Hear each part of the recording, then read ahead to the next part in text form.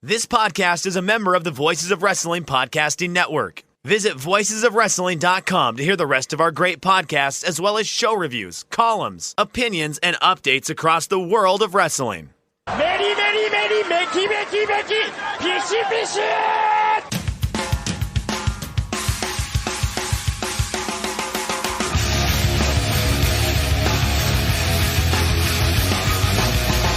You are listening to the Voices of Wrestling podcast with your hosts, Joe Lanza. X out and go listen to some boring podcast where they're afraid of their own shadow.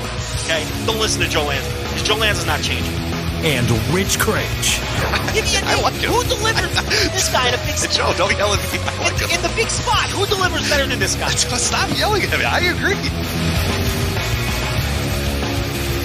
Welcome once again to the Voices of Wrestling Flagship podcast. I'm Rich Craich, alongside, as always, King of Banter, very good family man who's achieved godlike status, Mr. Joe Lanza. Joe, what's happening?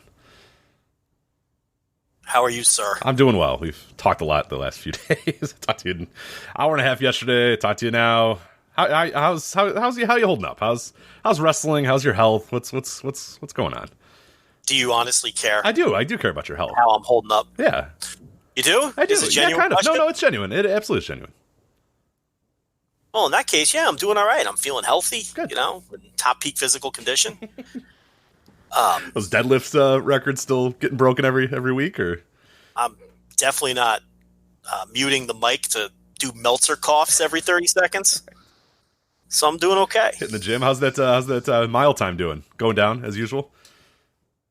Nah, I don't run. You don't run? Okay, you just lift. Just straight lifting, or is it just general physical fitness is what you really... Just lift. No leg days. No legs, just upper body. That's right. Just bicep curls all day. That's fine. Hey, general fitness. Gonna get a Peloton. You know, that kind of thing. Oh, you better. You got it. Yeah. People don't know about that. So what came of? So people don't know. We've talked about this off air while Christmas season was going on or whatnot. Is that there was those Peloton ads that caused all the kerfuffle online and whatnot, and yeah. you know we were making fun of that and talking about the Peloton ads, and you had mentioned that the TLB was sort of put a little earworm in you and said, "Hey, those Peloton bikes, those are pretty nice, aren't they, Joe?" And how did you handle this? Like, what ended up happening with this? Because obviously your house does not have a Peloton bike in it right now. You did not buy a $4,000 exercise bike to plop into the room. But so how'd you kind of maneuver around that, or did you? Or did I? Yeah, or did you? I guess I should ask. No, we were talking about the commercial stuff, and she thought everybody was crazy. She's like, if you buy me a $4,000 exercise bike, the last thing I'm going to be is insulted or mad. She's like, that would be a tremendous gift. I was like, I agree. And then, like, she's like, no, really, that would be a tremendous. Like, you got caught it. I'm like, oh, now I got to buy a fucking exercise bike that is the cost of a small efficient fucking car. But no, I did not get her the Peloton for Christmas. Did you buy her a lower value exercise bike, or did you just like forget that she even said that? How can you do that? That's tough. That's a tough get. Yeah. Hey, I know you wanted this, but here's this. is tough. Yeah, you can't do that. No, I agree. But you know, she's not one of these people who's going to be like, how dare you get me an exercise? Are you saying I'm fat? She's not like that. She would be like, this is an awesome gift. I can't believe you spent this much money on me, and I'm going to use this thing because it's cool. And I'm going to brag to my friends that I have a Peloton. That's exactly why she wanted it. Right. She wanted to brag to her friends that she has a Peloton. She wanted to go on her little Instagram or whatever the fuck and say, look, I have a Peloton. It's like a status symbol. You know what I mean? So, no, that's how that all came to be. But I got out of that. I didn't buy the Peloton, nor did I spend even close to that amount of money on Christmas Eve. Did it ever come up again, or was it? It hasn't come up. Okay, and I'm not about to bring it up because I got to get through this landmine of holidays before it could ever come up again. You got Valentine's Day coming up, and then you got the anniversary coming up, and then it's clear sailing again until like the winter when the birthdays and the Christmases come. You know. It's like during baseball season, I have a breather. I could just watch my fucking Reds games, and there's no dopey holidays to worry about. So I just hope it doesn't come up again during this tough stretch. It's a tough stretch when you got Christmas, Valentine's, anniversary, one after another. Yeah, it's a rough I'm right there too. Yeah, so the thing for me that sucks too is I got a birthday in there too. So the nurse's birthday is 2 days after Christmas, which is just a hellacious run here. Is you got Christmas, her birthday, as you said, Valentine's Day, our anniversary is in April. It is hell. I cannot wait for May. May is so good. Nobody expects it. 4th of July, it's easy. Just go out, grill some hot dogs, fucking watch some fireworks. We're good. That's it. You don't have to go and buy shit. You don't have to. But yeah, it's a hellacious 4 months for me, and we're getting through it. We're almost to the end there, but it sucks, and you can't pull you can't combine any of them. You can't. I'm going to do this for you. We're going to combine. No, it's just you got to do something different for each one. It's really a pain in the balls, honestly. But what's good though is our birthdays are real close together, so we usually just do a joint event. So it's not and then I could usually save a few bucks on that. Yeah, I always try the polly. Hey, I don't want anything for my birthday, so how about I not give you anything for your birthday? And it usually doesn't go well. Yeah, it doesn't work ever. So. Doesn't work? No, it doesn't. Because I'm always because I don't want anything. I don't need anything. I never buy anything for myself. I just come out here and I talk to you like a dope. I watch wrestling and I watch sport. That's it. I'm a very simple man. I play video games. I talk to you. Yeah. I watch wrestling. That's all I do with my life. I don't need anything. So I'm always no, don't buy me Christmas gifts. Don't buy me. And it's all because in the end, I don't really want to do the same either. I like gifting people stuff, but I also like just kind of doing stuff with people. I'd much rather just say, hey, this weekend we'll go do whatever you want to do. Versus me going and buying some dopey thing and putting it together, or then there's the cost value of I look at it and I'm like, hey, I bought you that thing, you don't even use it. Oh yeah, there's all that. So I'd rather just not buy anything, but it never works. It's always oh okay, yeah, all right, and it's that you're agreeing, but you don't agree at all to this premise that I've laid out here. So yeah, it doesn't. But her birthday's 2 days after Christmas. You could always just grab a gift off the Christmas pile, right? Well, that's what I do. So what I do is, and this is kind of I've learned this. She's not going to listen to this, so it's good. She just wants to open gifts. She just likes opening gifts. So what I do is I throw an assorted amount of gifts underneath the tree, and I basically say, hey, you can open your birthday. I say oh no, that's a birthday gift and that's a Christmas gift. There's 5 or 6 gifts or whatever, and I say, well, you can open them whenever you want. So she doesn't know necessarily what is a Christmas gift and what is a birthday gift. And there's not necessarily this idea of, for Christmas he only got me 2 things, but for the birthday I got 3. You know what I mean? I don't. It's just I throw it all under the tree, and then she can open it whenever she wants, which is usually just Christmas anyway. Right. And then I actually remind her that on your birthday, hey, if you open all these, you're not going to be able to open anything on your birthday. Kind of the guilt trip. I put it on her. She doesn't care. She just opens it all anyway. You're getting off. I think you're getting off a little bit on this birthday. I think. You're spending less money than if the birthday was in the middle of July. You know what I mean? I do. Yeah, for sure. I do know what you mean, yes. But see, what I have in my back pocket, the Peloton is the back pocket emergency gift if I can't think of anything for Christmas. It's a hell of an emergency, though. It's an expensive fallback option. A small business loan for that thing. Granted, it's an expensive fallback option, but I have the fallback option now. I could always panic and do the panic move and just get the Peloton in here because I know she's excited about the Peloton, or more importantly, excited about bragging to her friends that she has a Peloton. Right, exactly. Not necessarily working out on it, but taking selfies next to it is really the more important aspect of purchasing a $4,000 exercise bike, is telling other people that you have a $4,000 exercise bike. So, I mean, I'm confident she would use it, but I'm also confident that the bragging to the friends is the more important right, because she never said a Peloton or any exercise bike is fine, Joe. Because I was like, hey, shoot job wise, I was like, hey, here's some exercise bikes you want. And you're like, she doesn't want an exercise bike. She wants a Peloton. Rich, be honest with the audience. Your suggestion was, Joe, here's a $200 exercise bike. You can tape an iPad to it. That was your suggestion. It's true, and they have an app now. They have a Peloton app, a Peloton fitness app. You get all the same stuff that you would get on a Peloton. Rich, I cannot buy her a $200 exercise bike and tape an iPad to it. That's what you said. Tape an iPad. Get out the masking tape and tape the iPad. Those iPads aren't free either. I don't know. Do you have one lying around, or you'd have to buy an iPad too? And there's a monthly fee for the app. So it's adding up now. If I told you I did have one laying around, you'd be like, perfect. Mm-hmm. Just take an old iPad, tape it to the handlebars of the $200 bike, which I can get you a discount on because I work for the company. Right. And instead of spending. Are they really 4,000 or are they like 2,000? I forget what they are exactly. I think they're thousands of dollars is the point. Then you're like, you could spend like $150. But the thing is, I don't score any points with that. No, in fact, I lose points with that. Lots of points. So you can't do that.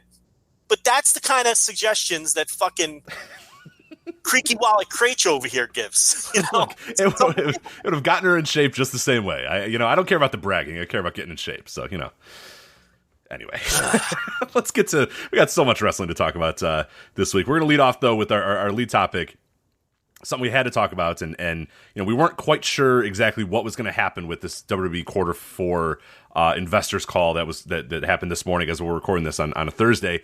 And we got some bombshells in here. So I'm going to initially go over the first little kind of the notes and the facts and stuff before we kind of get to some of the stuff that really was juicy and some of the real fun stuff. And expect a WrestleNomics radio this week as well from Brandon Thurston, who I'm sure will do an incredible job breaking this down in a much better detail than we can. But there's some stuff that we can definitely touch on here. So this is the first quarter of the new domestic TV deals, of course, with USA Network and Fox and the upgrades with that. And the quarter, the company had a net income of $63 million with revenues of $322.8 million, which is up. And those are both very good numbers for them. For the full year, they posted a net income of $77.1 million off of revenue of $960.4 million, which again, it's a weird difference of figures there. Net income $77.1 million, even though the revenue was $960.4 million, but that's fine. Major expenditures that they didn't bring up was the company's new headquarters. They estimate another $130 to $160 million being spent on that in 2020. That's a hell of a headquarters there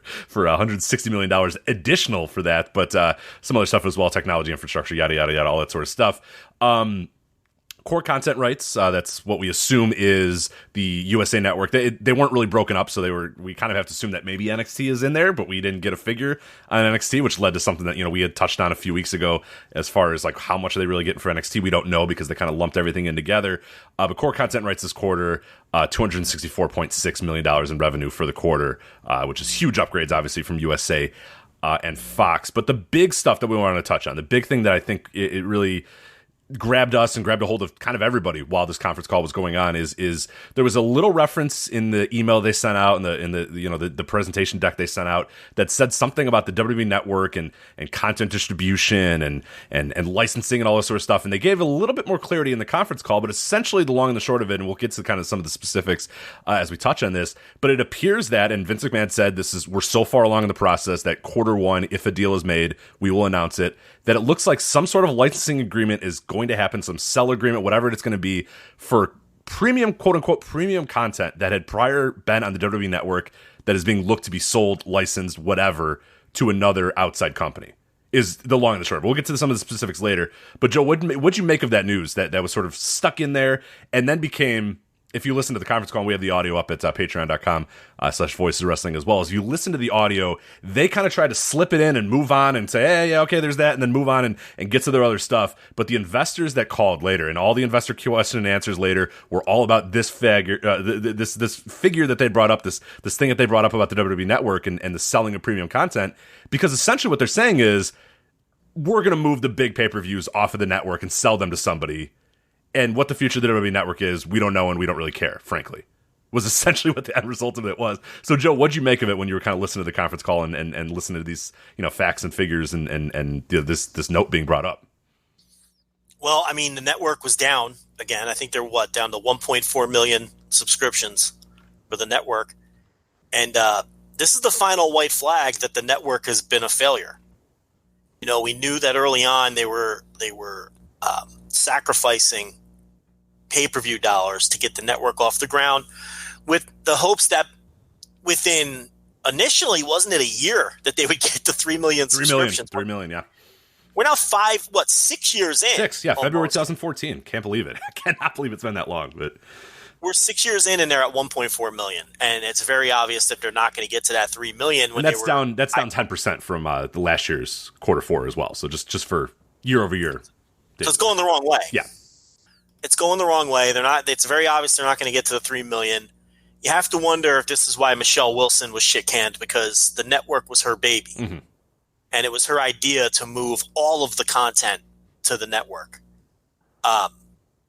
including all of the pay-per-views, including WrestleMania, on the premise of, remember all of those wacky statistics and numbers they had. There's a WWE fan in over 300 million homes. 1 in 3 human beings are a WWE fan or something ridiculous. So surely we can attract 3 million of these people to pay $9.99 a month, getting all of the pay-per-views for free. And, honestly, if you would have asked me in 2016 if by 2020 they had 3 million subs, I would have said absolutely they'll have 3 million subs in 6 years. Are you crazy? $10 for all the pay-per-views, including WrestleMania, the entire archive? But they never even came close. I don't think they ever hit 2 million. I think briefly one quarter they were like 2.01 million or just above it, and the next quarter hold were on, down. was that paid or was that when there was a bunch of free ones? There was remember they were kind of weird about reporting that. I don't know. I don't remember if it was paid or not, but I don't. Whether it was or not, it didn't sustain. I mean, they pretty much never got to 2 million on any sort of sustained level, free or paid or anything. So they struggle to even get 2/3 of the way there, and they're moving in the wrong direction. So. And they've left a ton of revenue on the table. This is why when people say that the television deals are what's totally sustaining them, that is what's totally sustaining them. Every other facet of their business is very shaky. If you listen to these calls and you review the documents, they got very, very, very lucky timing-wise with the television rights fees and how all of that fell. And not so coincidentally, that's why Vince McMahon is attempting to redo the XFL, hoping that if they pull decent enough numbers in 3 years, they can cash in on rights fees for that as well. It was funny too on the call how he was getting endless questions about the XFL. Remember last week we talked about it. We said even though it's separate and it's not even going to the same coffers and it's a different company, which Vince had to keep saying again. That is something different. We have 300 employees that are working very hard on that. But again, from an investor point of view, they're still apprehensive and nervous about that because it's the same guy. Even if it's a different company, even if it's some sleazy LLC style move to just make sure the money is separate, there's still nervousness among the investors. Right. Oh, and I don't know if you're aware. You're aware of like the lawsuit that's going on regarding that, right? Before no. I kind of so I don't know if the listeners many of you guys might not know this, but they're actually getting sued right now, and I don't know how long this is going to go for. I don't know what it is, but it's some like pipe fitters pension fund or so. I forget the exact significance of it, but it's some pension fund somewhere in some random region or whatever that invested in WWE stock for their pension funds that are suing WWE because they're looking at some of the stuff and going, hey, look, wait a minute, like WWE employees are helping with the XFL, which was admitted at one point by the WWE. You can look at the SEC filings and see that some resources in WWE are being used to help facilitate the launch of the XFL. And it's like, well, hey, wait a minute. You say this is different, but then like your employees are working for both or whatever. And then the big smoking gun is that the rights and all the trademarks and all that of the XFL was sold to Alpha Entertainment for like nothing, like pennies basically. And these, this pension fund thing is looking and saying, hey, wait a minute, there's literature out here that says like people were willing to pay $50 million for this XFL trademark. They're the Charlie Ebersol stuff is like this guy was on record as saying I wanted to pay a lot for the XFL, and Vince McMahon's on record as saying the reason I decided to relaunch the XFL, or a big reason why I decided to relaunch the XFL, was because I had heard that there was a lot going around this trademark or whatnot. So that pension fund is looking and going, hey, wait a minute, if you're actually truly two separate companies, there is no way that Alpha Entertainment could buy all the trademarks to the XFL for pennies like they did. And we're saying, hey, look, as investors of WWE, like you're not being fair to us. You did not make the most out of that transaction as you have, and you're using resources from my company, the company that we're investing in as a publicly traded company, and you're using that for the XFL, which is presumably a separate company. So I don't know what's going to happen with that, but you can see that all in the SEC filings. Again, Vince can say, oh, we're two totally separate companies, but the reason the investors are asking that, and the reason the questions are coming up, is because, yeah, you could call them two separate companies, but thus far they haven't been operated entirely separate. So. Yeah, and we knew last week we told everybody that was going to happen. Yeah, of course. So, and here it is, but circling back to the pay-per-views, now they're in a real tough spot. So the idea is to sell off the pay-per-views to either DAZN or ESPN Plus or Hulu or Netflix or whoever the fuck. Mm-hmm. Okay? Peacock is my favorite in the running right now. That's the soon-to-be launched NBCU property, and obviously Comcast and NBC has had a long relationship with WWE, and they're launching their new over-the-top network. So it to me, that's the leader in the pack, but it could be any of those. That's just pure speculation on my behalf. So sure, I mean, there's some synergy there too, but they'll be bidding for that or whatever, and what that'll mean is those events will be taken off of the network, at least live. Who knows if maybe it'll be on like a 30-day thing, like the Raws and SmackDowns. Who knows? It's way too early to speculate. So they'll be taken off of the network live. I think it would be smart for them to do a deal where they end up on the network in 30 days or 60 days or something, so people don't feel like they're totally losing the value they were getting for the past 6 years. But at any rate, they'll take some bids. And McMahon made it sound like on the call like they were pretty deep into that process of selling off these premium events. They didn't specify whether it was the big four, the traditional big four, or all of the pay-per-views and maybe all the takeovers as well. None of that was specified. So it could be any combination of all of that. Either way, you're removing value from that $9.99 price. I can't imagine they would take a lot of balls to keep the price at $9.99, right? If you're removing, the number one, what everyone believes is the number one asset of having the network is getting those shows for $10 a month. Right. Yeah. It'd be real tough. I mean, it was already tough to kind of keep it at $9.99 when you took NXT off and you've taken a lot of the original content off. But at the end of the day, the real driver was always going to be the pay-per-view. So as long as you still had those pay-per-views, it was like, all right, whatever else is just kind of the cherry on top of NXT UK and the archives and all that sort of stuff. But hey, we're still getting the pay-per-views for $9.99. Yeah. If those leave, it's going to be real difficult to continue sort of saying that should be, $9.99 or whatnot. And for people that want a little bit more, I do have a piece up at voicesofwrestling.com right now, just kind of covering that. And there's some quotes in here that we'll go over right now. And Vince, early in the conference call, he referred to it as strategic alternatives to the WWE Network. That was the buzzword that they used. He said they could be implemented, quite frankly, in the next quarter. I like the quite frankly. Oh yeah, he uses that actually, his terms. He did say here, this is a quote that I thought was really, really, really like eye-opening to me as well. Quote, "We have a lot of options. We continue on a free and enhanced paid tier." This is when he asked, somebody asked him about, what would happen with the WWE Network. He said, "Right now is no more better time than to exercise the selling of our rights. All the majors are really clamoring for our content."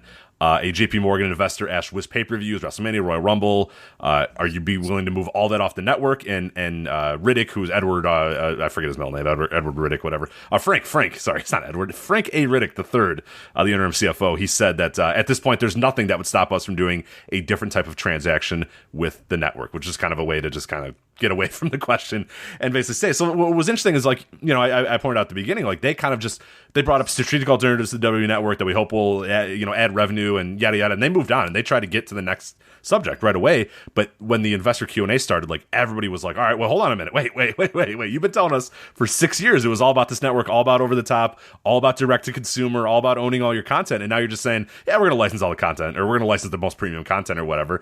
And rightfully so, a lot of the investors were spooked off by this and really kind of questioning, okay, what is going on here? What you're essentially just saying in the most easy terms that, hey, this thing that we've been telling you for 6 years, it's a failure and we're getting away from it.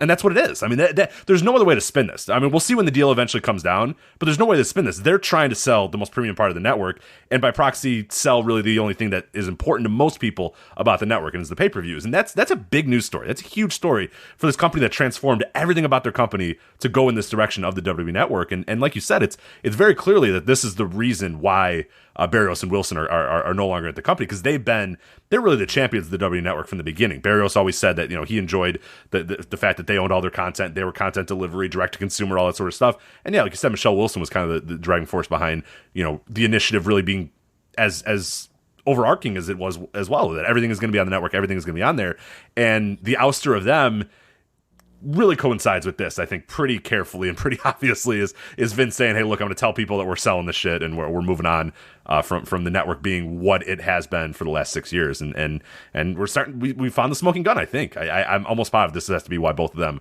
were ousted, in the same day, basically. So, yeah. And there's just so many streaming services and so many are struggling. I just saw a news story today that the CBS All Access has not even come close to hitting their projections over the last 5 years that they've been, and they're restructuring that service and adding new bells and whistles to it. So it's a tough market, and you've got your majors, as Vince refers to them, which I assume he's referring to Netflix and probably Hulu and probably a few others. And then you have all these others that are just fighting for scraps, and that's where WWE Network is right now. And he just has decided to throw the towel. Yeah. And I can't blame him. It hasn't worked. It's been a failure. There's no other way to spin it. It cost these two people their jobs, and who basically gambled on it. And it's been 6 years. How much longer is this guy expected to wait around? It's not happening. And here's the problem. You've got almost an entire generation of fans, a half generation of fans, who have no concept of paying $50 or $60 for a pay-per-view. How are you going to talk them into doing that now? I mean, it's been so long. Like, we remember paying that much for pay-per-views, right? But I don't know if I would not go back to paying that much. No. And that's the problem, that they've created that value in your head. Whether right or wrong, whether I would or if I could or whatever, they have told you for the last half a decade plus that these pay-per-views are priced at they set their own value. And we said at the time, go and listen to our shows from 2014, when we said at the time that we would never have ever put WrestleMania, Royal Rumble, SummerSlam, whatever you want to say, we'd have never put those on the network because you price those immediately at $9.99. Those are no longer premium pay. If you want to say, hey, fucking Great Balls of Fire is $9.99 on our network, or Fastlane, or all this other bullshit, that's fine. Then and that at the time I had no issue with that as well, but I remember us having discussions with Chris Harrington, with Brandon Thurston, between you and I, and saying I cannot believe that they are going to price WrestleMania out of the gates, because remember, this thing launched in February. Out of the gates, they said WrestleMania is included in the network, and it's like, well, right there, when you do that, you have basically set the value, and it's like they didn't say that was a one-time thing. They said that was it, and the fact that it was it, that for the last 6 years, like you said, an entire generation of wrestling fans have grown up basically thinking, hey, you know, I subscribe and I get the pay-per-views for free, basically, or I pay $99 for the pay-per-views, or however you want to phrase it, but like $10 is the value. You cannot now say, hey, pay us $9.99 for, you know, some archives and some ride-alongs and all this sort of stuff. Oh yeah, we're going to need $45 for Fastlane, or hey, we're going to need $50 for WrestleMania from you. Like, you're not going back to that. You can't put that toothpaste, you know, back in. Like, that is not going to happen. And I mean, there might be some that do it. I mean, maybe WrestleMania, you can sell it. But still, 6 years is a long time to tell people, hey, this is the price of the thing, and don't, you know, and this is it. I mean, there was, God, Joe, remember we were laughing about it? There were segments where JBL and Michael Cole would point and laugh at fans that were paying for pay-per-views. Do you remember those from Raw? Yeah. JBL would go, Mago, I can't believe it. There's these idiots out here paying $60. Can you believe it? And it's like, you dummies. Like, you set that price and you set that value. You can't go back now. You can't say, sorry, yeah, pay us $60 now. You know, you can't do that unless all of a sudden you have I mean, if you have a Conor McGregor-esque star, it's what UFC is doing. And we'll talk about that a little bit with ESPN Plus or whatever. If you have a star of that magnitude, that like, hey, the only way you're going to be able to see this person do what they do is by paying us $60, maybe you can pull it off. But UFC was smart in never, ever pricing those, never losing the sight of those. Like, yeah, on ESPN Plus, there's a bunch of just random fights and random fight nights and all sorts of stuff you can watch. But when the big dogs come out, when the big stars are on, you got to pay us money. You got to pay us a little bit more. WWE did not do that. WWE just said everything is here, and now they're going to try to go back to that. And it's just, I think, you know, these networks are gambling on it working, and whoever what streaming service picks them up is gambling on that working. I don't think it's going to work. It's going to be a monumental failure, I think. There's no way. Isn't that your first question if you're at the table? If you're representing one of these other over-the-tops, is how are we going to re-educate your fan base to pay $50 to $60 for these pay-per-views when they've been paying $10 for the last 6 years? I mean, you would, but Fox gave them $1 billion, so I don't know anymore. You know what I mean? Like, I mean, I would. And you're absolutely right. We were screaming that they were nuts to give away the big four for $10, especially WrestleMania. Because you're right, you can't go back from that. And now 6 years later, they're trying to go back from that. And again, I think they have a bit of a problem in that I don't know if you could still charge $9.99 for the network now without the pay-per-views, or with limited pay-per-views, or whatever the fuck. I don't know if you could. I think you have to lower the price. Take a lot of balls not to. And I think this also explains why the tiers never rolled out, and the addition of Progress and OTT and ICW and all this and Evolve never happened, because it seems as though Vince has been considering this move for some time. And before he okayed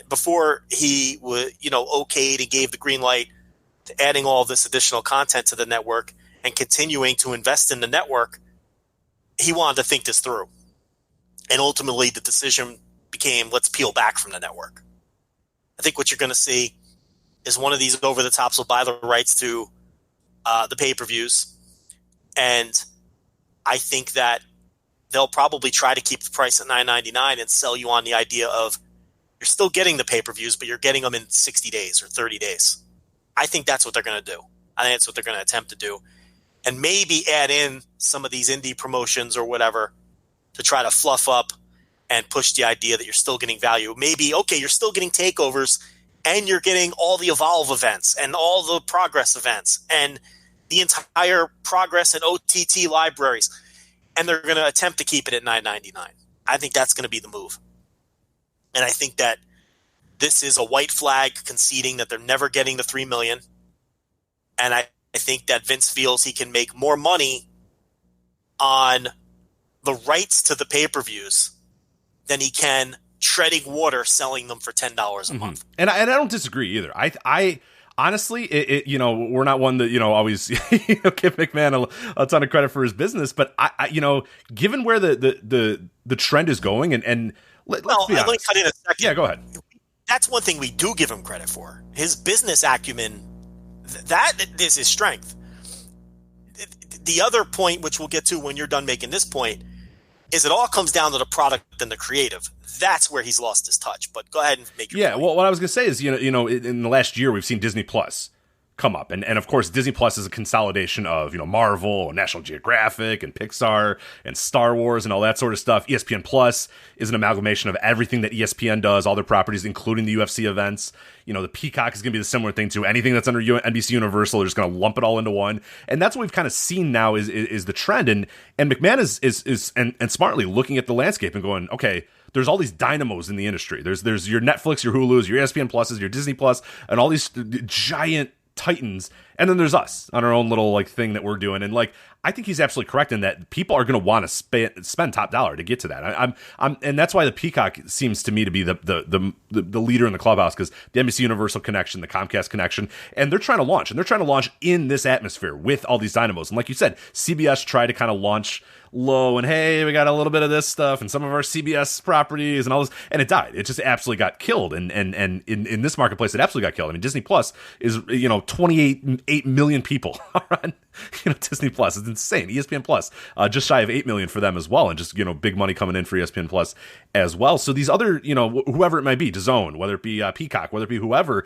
is looking at this landscape and hey, look, if we want to compete, we got to pay top dollar for big time content and first run content. So just like the TV rights deal, Vince smartly is going, hey, we have first run content, we have live content, we have this, we have that, and I think he's absolutely correct in this assessment of let's get out of this game. We're fighting a losing battle. Let's just license our money, get money up front, and maybe we aren't getting 100% of what we were going to get before. Maybe we aren't direct to consumer and all this sort of stuff. But man, we're going to get a big healthy check from these companies that need us right now to compete in this landscape. So I think he's absolutely doing the right move, but it is conceding that the WWE Network has been a failure and will be a failure. And like you said, it's waving a white flag on the network as we know it. It will never be the same after this day, for sure. Well, he's going to put them on pay-per-view. They're still on pay-per-view. They never left pay-per-view. We should mention that.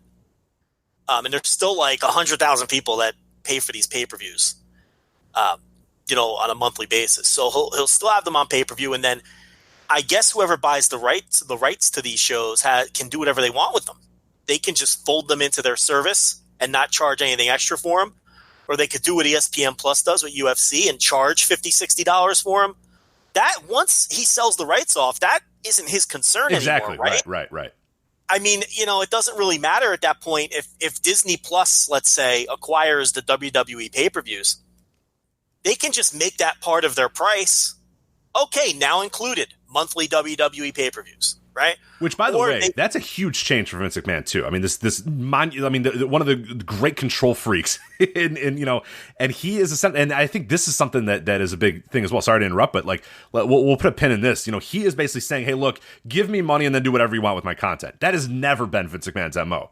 Even when he signs these TV deals, he wants to be in charge of it. He wants to be the guy at the gorilla. He wants to be the one running the show. That's always been his MO. The fact that he is, by this, from what we can kind of assume here and speculate, he is saying, hey, look, give me a check and then here you go. Here's my content, and then knock yourself out. Do whatever you want with it, which is wild. And that's complete. And it shows, I think what it does, and you kind of let off the segment by talking about that, it shows how, the TV deals are great. Yeah, the revenue is great. But deep down, overall, this company is not super healthy right now. And the fact that Vince McMahon is willing to trade in all the control and the control of his content and the control of his pay-per-view content for a check and for licensing fees or rights fees or whatever, that's a big story because this has never been a guy who's ever wanted to do that, ever, from the moment he took over the company from his dad. Yeah. Yeah. And I mean, if you're one of these companies, I mean, you know how many people are willing to pay $9.99 a month for the pay-per-views. It's 1.4 million, but you're not going to get all 1.4 million. You also know that. So it's a game of, all right, how many of these 1.4 million can we get? And then is it more advantageous to us to charge $40, $50, $60 for the pay-per-views and, get even less of that pie, but make it up with the price? It then becomes a shell game, and trying to figure out. But Vince must feel that whatever he can get in one of these licensing agreements will exceed the roughly 1.5 million people who are subscribing to his network in perpetuity because it's not growing. Right. Plus, he knows he's going to lose subscribers with the network, but you're not going to lose them all, so you're still getting revenue from the network. Plus, you're getting the check from whoever cut you the check. Plus, you're still getting your pay-per-view revenue, and that'll get bumped up a little bit if you take them off the network because there might be some people who say, you know what? I don't want to subscribe to Disney Plus or Hulu or whatever, or I don't want. Why would I pay those guys $60? I could just order it off of. So his pay-per-views will go up. So no matter what, at the end of the day, this is a white flag that the network was a failure, and to me, that's the big news here. And we sit here and say what a great deal it's been for these 6 years, and it was, but the market doesn't agree. I mean, people didn't buy this. Right. You and I love it, and I said, and we're on record, I will be a subscriber forever. As long as those archives stay up, they'll get my $10, they'll get my $15, they'll get my $5, whatever price they switch it to. As long as those archives stay up and I could just throw on a random episode of, World Class anytime I want, they're going to get my money every single month. But we're the outliers. We are definitely the niche here. So I'm surprised it didn't work. I mean, again, if you would have asked me 6 years ago, I'd tell you they would have hit that 3 million by now, easy. I mean, to me, it feels like a no-brainer, and and now they've conditioned people. So it'll be interesting to see how it all shakes out, and what changes occur when it comes to the network. Yeah, there's some other stuff as well that we're not going to get into right now. I think that was the big thing that we got. But again, like I said, WrestleNomics Radio with Brandon Thurston will be coming up sometime this week. Well, Rich, how about the fact that Saudi Arabia just pays them if they feel like it? When they want. Yeah, I mean, that's kind of a big deal. Can we get our check now? No. All right, no problem. Whenever you get to it, it's fine. Thank you. No problem, and we'll be there again next month. Yeah, we'll no problem. In a few weeks. Yeah. This week, right? Next week they're coming. I don't know if it's next week or when is the next Saudi Blood Money show? Saudi WWE show. Ricochet's big title challenge, sir. Yeah, we got that. Thursday right. I forgot. So, my birthday! Hell, what a birthday present! Yeah, Super Showdown 2020 on my birthday. Hell yeah, let's go. I don't know why you don't watch those shows. They're highly amusing. Well, I'm usually at work when they're going on, but yeah, I mean that is a problem. There's also Sheik's just mulling around in the front row and with their couches, and wrestlers just not giving a shit and rushing through 4-minute matches. I mean, they're train wrecks in all the right ways. They've never been good, but they've all been enjoyable, if that makes any sense. But yeah, they just pay them if they feel like it. And lately, they haven't felt like paying them. Right, and they're about to sign a TV deal with Saudi Arabia, but the Saudis just won't put pen to paper for whatever reason. They're just waiting. Maybe we'll pay you, maybe we won't. maybe we'll sign this contract, maybe we won't. We'll see. Maybe we'll let you fly out of the country, maybe we won't. Right. It's just all of these things are just at the whims of But you see that other graph, though. You see that other graph, and man, those quarter fours, man, they pop. They pop. The quarter four and quarter one, man, those graphs are huge, and you see why they do it every single year. and why they do this. But like you said, it ultimately doesn't really matter if they don't pay you or if they don't actually give you the money. But yeah, it's a very interesting thing, the Saudi thing. And it was kind of funny. One of the people that on the conference call was basically like, you've been telling us about these India and Saudi Arabia deals for like 3 years. What's taking so long? And they were just like, it's difficult to, sometimes there's, I forget the quote, there was like intricacies of working with the Saudi government or something like that. With corporate speak term for it. I was like, yeah, sure. That's one way to put it, for sure. Yeah, that's actually an honest answer. I mean, there are lots of intricacies in working with the Saudi government, so that's not even a lie. Yeah, it's pretty crazy. And then the end result of being scared shitless of the XFL and not trusting that it's completely different, and the Saudis just not paying these assholes, and the uncertainty with the pay-per-view and the network, and the stock immediately dropped another 12%, like in the minutes following the call. Yeah, which by the way, when you report record revenue, that this is the biggest revenue we've ever had in a single year, and the discussion after this, and the stock looks like it does after that, it tells you. Because a lot of people saying, oh, well, look at the revenue, it's record revenue or whatnot. Yeah, that's true, it is record revenue, but the flags, the red flags are all across there. I mean, the talk after this is that what's happening with this network, and obviously investor confidence is low. And it's been very low the last few weeks, obviously. But yeah, it's taken quite the beating since Wilson and Barrios went out, and then after this conference call, confidence did not get restored very much. So, well, they had the balls to say television ratings were up in Q4 because that's when SmackDown went to Fox, and technically they're doing more viewers on Fox, and that was when NXT got the little bump from Survivor Series. So. It's funny because you could tell these truths that are really lies. You know what I mean? It's like, yeah, TV was up in the fourth quarter, quotation marks, but it's like, you wonder if these investors are savvy enough to understand that, TV, that the SmackDown numbers have dropped like a stone to about 2.4 million a week, and NXT is getting their ass kicked every Wednesday. And it's just all, it's they're lying truths that you tell a lot of times on these calls. But look, it took a lot of guts to fire these two people a week before the call and go on there with an interim person running the company and have to answer all of these and show up and say, hey, by the way, we're completely changing the WWE Network as well. Right. I mean, so it's like they knew the stock was going to tumble. I mean, it's not like this is unexpected. You don't make moves like this and think you're going to stay at, $75 a share or whatever it was at. They knew this was going to happen. It's just they have to make the right hires and really cut a good deal for these pay-per-views. Those are the next two steps that will determine, whether the stock remains undervalued or whether the stock continues to struggle. Absolutely. Yeah, and some other notes as well, and I guess a good way to kind of conclude this segment here is that live event revenues also dropped 13% year over year, 56 fewer events as well, and lower average attendance across the board as well, which kind of speaks to the point you were bringing up a little bit earlier is, we talk about all this business stuff and all those sort of things, but the best way to get this company back on track is just be better. Get people watching your product. It's as simple as, I mean, it seems you're boiling it down to the simplest thing ever, but yeah, the product is as cold as it's been in quite some time, and it's being reflected in pretty much every business category except for the TV deals. Well, if you're selling your pay-per-views to third parties, now you have to make sure these pay-per-views deliver again, and I think they got away from that. Mm-hmm. They undercut their own pay-per-view value to $10 a month, and then they treated them like they were worth $10 a month, and that's why they only have 1.4 million subscribers, because they don't feel special, and they stopped. We don't remember the days anymore of wow, this pay-per-view feels hot. They just all feel cold. None of them feel hot. But if, you've got a 4-year licensing agreement with whoever the fuck, you got to produce so that they re-up with you. Right. You got to make sure these things sell now.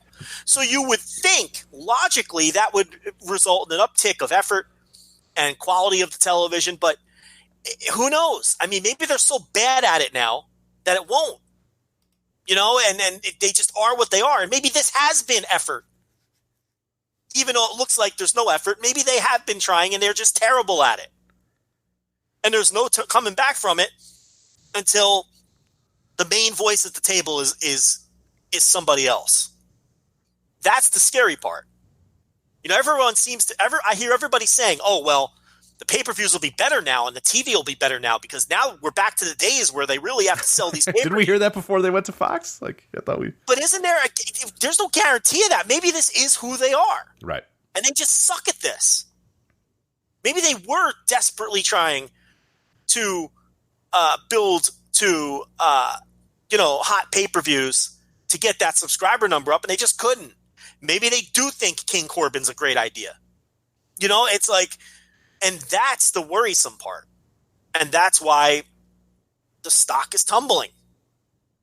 Because there's a lot of, now these investors now are seeing the cracks that a lot of us had been seeing for a long time. Mm-hmm. I thought this is a very poignant call. Again, like I said, we have the audio up at patreon.com/voices of wrestling for anybody who wants to listen. But the questions are usually like these softballs and just these generic, like, hey, Vince, thank you for taking the call. Like, hey, I see this. And Vince would give like one little stock answer and they're like, all right, thank you. But like people are going in. There was one guy being like, hey, why are we continuing to acquire talent when there's no real return on investment for that talent? I was like, hell yeah, dude. Like, let's go. Like there was question after question. What's happened with these Saudi deals? What's happened with this India deal? Why are you spending so, like, once he said that this network thing is going down, then the floodgates open and people were like, all right, well, hold on a minute. Like, let's start digging into this shit now and find out what's happening. Why is this happening? Why? And the XFL questions and the talent acquisition questions and why do we have record revenue but our income is lower than it was? Like what's happening? Why are the expenditures so much? Like why is live event going down? Why is attendance going down?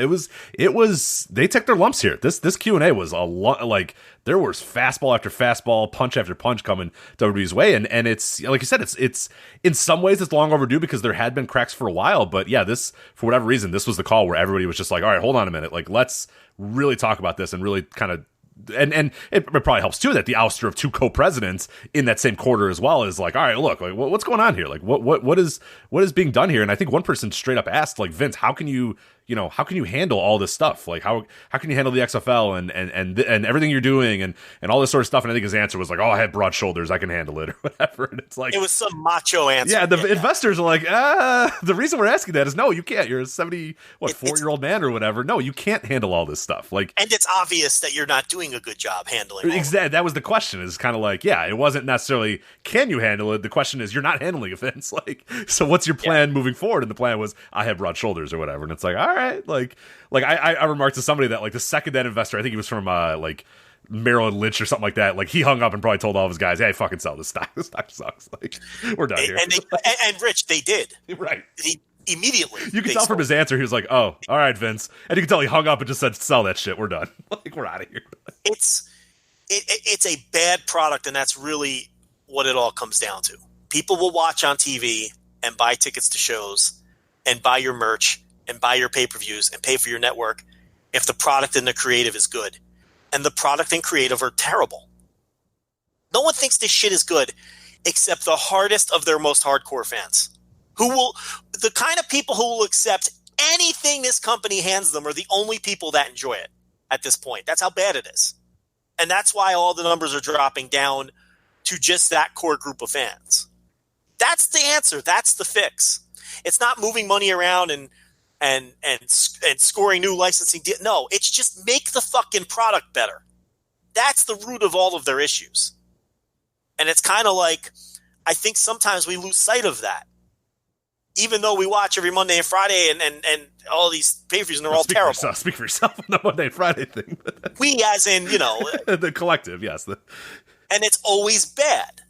And it's been bad for so long now that I don't think people realize how bad it is. The people who do watch every weekend are just habit watchers.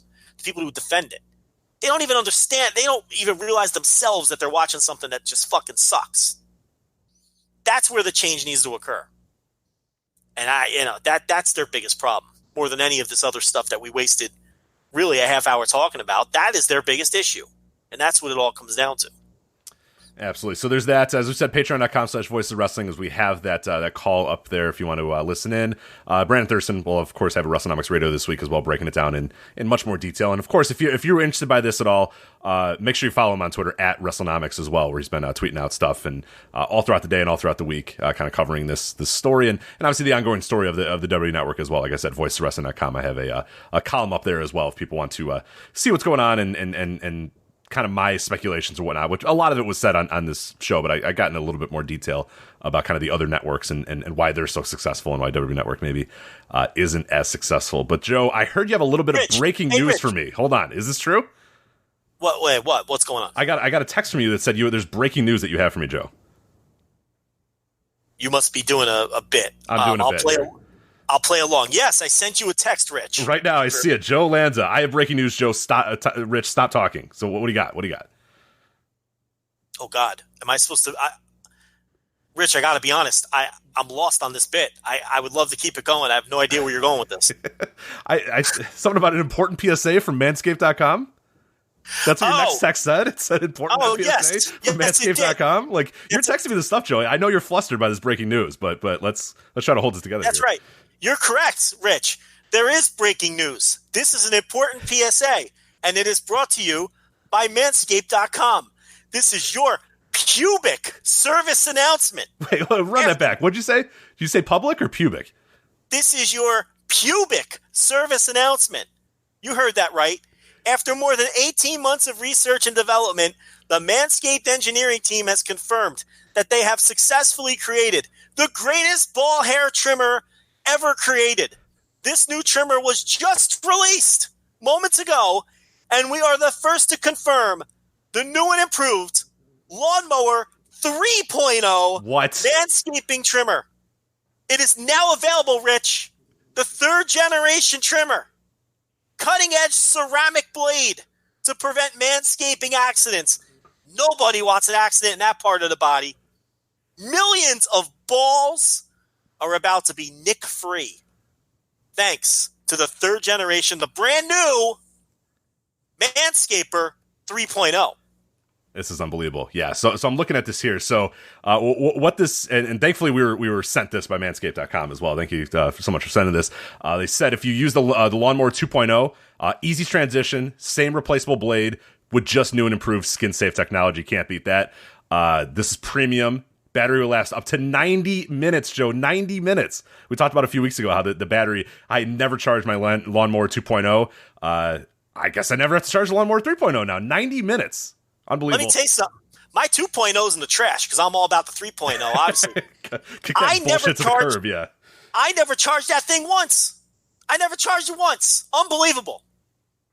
So we are kind of like, we did get these sent to us. And I will say, like, truthfully told, the feature that I love the most, I didn't even know this was a new feature. I opened up the box. I got ready to do my thing. And I noticed LED light. It illuminates the area. More precise trimming. Because I try to do it in the cloak of darkness. You're shaving your balls. It's like, it's either early in the morning or late at night. You're never shaving your balls at 1 p.m. when the sun's shining or whatever. You know what I mean? Like, I don't know. Right. I don't know about you, but I'm usually doing it over the cloak of darkness or whatever, or trying to do it, standing over a toilet. Exactly. So I turned this thing on to do, what I was going to do, and a fucking light comes on. I'm like, whoa, what the hell is this? And I was like, let's go. What a great feature that LED light is, man. It's incredible. Also upgraded to a 7,000 RPM motor with quiet stroke technology. And I noticed it as well. The Lawnmower 2.0, very good product. Not bad, but yeah, you notice this 3.0, man. The light comes on, it's quieter, and it shaves unbelievably well. I was stunned at how good this Lawnmower 3.0 was. Yeah. And listen, you got to have the shaved balls. I mean, we can't keep, but our listeners understand this, okay? You're going to get more action. There's no doubt about that. And you're just going to, you look better, you feel better. You look better, you feel better. So you got to shave those balls. Yeah. And the women too. We've heard from a lot of women that listen to the show that get the Manscaped. So it's not just for the men. Like, they talk about balls and they talk about all this sort of stuff. Women, don't be shy either. You can get a nice shave in there too. The Manscaper 3.0 does not know your gender. All it knows is it's getting rid of those pesky hairs. That's all that matters, Rich. Absolutely. So, okay. So if I'm reading this PSA right, this pubic service announcement, 20% off and free shipping with code VOW at manscaped.com. Is that correct?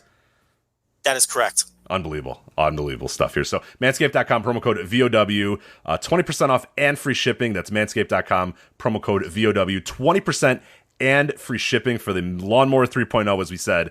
great new features, quiet stroke technology, better motor, just better skin safe technology, but you can use the same blades as well. So if you were a Lawnmower 2.0 person and you bought a bunch of extra blades and all that sort of stuff, you don't have to worry. You can use the same blades, but now you get a bunch of upgrades in terms of the lights, the better motor, the quiet stroke technology, the skin safe technology, the better battery life. Like, it's a no-brainer. So Manscaped.com, promo code VOW, 20% off and free shipping. Manscaped.com, promo code VOW. So thank you, Joe, for doing that public service announcement. You're going wild on the text, and I was just like, oh, geez, what's going on here? Yeah, I kind of dropped the ball on that one, but we got through it. No, we got through it. It was good. So yeah, you were flustered, and I get it. Like, when breaking news comes in, when a public service announcement comes in, it gets a little wild. But not every day you have a pubic service announcement. Yeah. Can you believe the ball? How about, speaking of balls? Okay. Can you believe? I can't believe we forgot this. Can you believe the balls on Vince when somebody asked about AEW and whether they were a factor in some of their troubles? First of all, he brought up the PG thing again. Well, we're a PG product. We don't do that blood and guts. And then he was like, even though they spent the last 2 months having an angle after angle about people fucking each other's wives, nonstop. Yes. But yeah, okay, that's fine. Yeah. PG product, but they have to stay PG because then they have more options to sell. You can go to Disney, exactly. And all that. But anyway, I think he said we're one of the only true PG products, which I was like, yes, because he didn't say wrestling either. He said we are one of the true PG products, and I was like, Vince, yeah, I don't know about that. I feel like there's stuff that I've seen on TV that is a little bit more PG than what you're presenting, but maybe I'm wrong. Maybe I haven't. But yeah, that was an interesting quote from him. But yeah, anyway. And then he had the balls to say, and we're competing on Wednesdays, and we're competing very well. Dude, you're getting your ass kicked. You're getting destroyed on Wednesdays. What is this guy? Look, I know you have to say that on the call. I get it, okay? But, I mean, he is saying that through gritted teeth. He does not believe that they are competing well on Monday nights. In fact, with each passing week that they lose by 40% in the demo, he is writing fucking Paul out of the will. I mean, you know it. Okay? There's no way he's pleased with them, with the level that they've been competing on Wednesday night, with another crushing defeat this week, which is now 5 weeks in a row that they've lost by 200,000 total viewers and 40% in the demo. Yeah, we've gotten pretty boring. We're gotten pretty boring here. It's boring. Yeah, there's nothing more to really talk about. I don't know what to talk about on the fucking Thursday reviews anymore. Patreon.com/Voices of Wrestling. If you want to hear me struggle to come up with hot takes, I think you know what my hot take was. You didn't listen yet, Rich, because I just finished before we started. Do you want to know how deep I had to dig for a hot take this week on the Thursday TV reviews? You couldn't even possibly guess the topic I decided to rant on and build a hot take around. Kip Sabian. How about that? God, I was going to say Tyler Breeze, but no, it was Kip Sabian. Okay. Where else you want me to go? The ratings are the same every week. The shows are the same every week. NXT has good wrestling. Dynamite's the better and more exciting show. What do you want me to say? It's like I can replay the same show every week at this point. I got to dig for What a sell, by the way, Patreon.com/Voices of Wrestling. $5 tier. Rich, I did 18 minutes on Kip Sabian. I mean, you're a podcaster. You understand my struggle. Oh, for sure, yeah. Where am I going with this? I mean, they're just getting their ass kicked every week. I don't know what to talk about. I got to pontificate Kip Sabian. I repeat myself enough as it is. Could you imagine how many times I repeated myself talking about Kip Sabian for 18 minutes? Exactly. I don't know what else you say about him. He's a fucking dud. But it was a hot take. It was a hot take. It was so hot. I didn't call him. All right. I'll have to listen. I didn't call him a dud. I defended Kip Sabian. Did you really? So, I did. That is pretty hot because he's kind of a dud, so that's fine. I told you it's hot. I'm looking for takes here. What do you want from me? I'm trying. What do you think? Did you? I haven't listened yet, but a good hook for the people that maybe don't subscribe. Did you talk about the negative sexual chemistry between him and Penelope Ford? I did not. Okay. I did not. Well, that's something for your next show then. Next time Kip Sabian pops up. So it's very weird. It's right in the Becky Seth range where it's are these two really fucking? Because there's nothing here. Are they really fucking? No, I don't. They are. I believe that is. They are really fucking. Yeah, I believe so. But you wouldn't know it. So, anyway, let's get to New Beginning in Sapporo, Joe. 2 New Beginning shows from Sapporo. Then we have the New Beginning in Osaka. We're going to preview that. That's coming up this weekend. But quickly, though, we're going to cover the New Beginning in Sapporo shows February 1st and February 2nd. I don't think we're going to go match by match here because I don't know if there's a ton to really dig into. We're kind of just doing overall take on these shows. So night one was main evented by Shingo and Hiroki Goto. That was for the never openweight title. Shingo defeating Goto to win the title. There was also Ishii versus Evil as a singles match. And then otherwise, a lot of just kind of tag matches thrown in there and some interesting stuff in those undercards. But Joe, let's try to kind of wrap it up in one little, tightly knit package here as opposed to going over match by match here. But what'd you think of night one in New Beginning in Sapporo? Well, Shingo and Goto ruled. Yes, go out of your way to watch that match. That match fucking ruled. That match was awesome. It was, exactly what you would picture in your head. There's always the possibility that Goto lays, his couple times a year egg, but not against Shingo. Shingo's too good. And their styles are too they mesh too well to go out there and not have a great match. And they went out there and had a great match, and Shingo won the title. And coming out of it, I mean, Shingo's promos have been fantastic. He has built matches with 4 different people since he won the title. I mean, it's unbelievable. Toa Hanare, who we worked with on the Korakuen show last night, and they worked together very well. Goto, he's still been talking about a rematch with Goto. Ishii, who defeated Evil in the semi-main event here. And then Sho. In the post-match of this, after he beat Goto, Sho was doing commentary, which was no accident. And if you read our books, which are for sale on Amazon for $4.99 right now, correct, Rich? $4.99 or $5.99. I don't remember the price point. Exactly, whatever they cost. But it's pretty good. Yeah, good value no matter what. So go buy the books from 18 and 19. Go buy the last 2 years. And we're talking about they've been building this Shingo Sho rivalry since the day Shingo walked in the company. So it was no accident that Sho was on commentary. And it's not blatant. They don't hit you over the head with it. It's just it hangs there. It's there. And Sho stood up and they went eye to eye for a moment when Shingo was leaving the ring. And then Shingo, the last, he goes back there and he cuts promos on 4 different guys. And he's talking about elevating the never title. And he's like, anyone who wants a crack at this, come at me. Yeah. And there was a poignant thing in his post-match promo as well that I listened to that might even add another guy to that. He said, it doesn't matter who has the IWGP, doesn't matter who has the Intercontinental. This is the only title that matters because I have it. Yeah. And I thought that, I was like, ooh, okay, interesting. Like, again, look at who's got those titles, look who's the champion. That's the guy in his unit. I was like, okay, that's a nice little nugget there to put in. I don't know when they're going to use that nugget, but there's a reason he said that. So I liked it. Yeah. I mean, the guy is a great promo. We know he's a great wrestler. And quite honestly, I don't think a lot of Dragon Gate fans, not all, but I don't think a lot of Dragon Gate fans appreciated this guy enough. He got a lot of hate from Dragon Gate fans. I never understood it. Now, there's a lot of Dragon Gate fans who loved him. Okay, but there was a lot of Dragon Gate fans who didn't like the guy, I guess because he wasn't the same style as some of the others, or maybe they got worked into a shoot because he was a heel a lot of the time. I think, honestly, that has a lot to do with it. I think wrestling fans get worked into a shoot more than they like to admit. Wrestling fans don't like to admit that they're getting worked.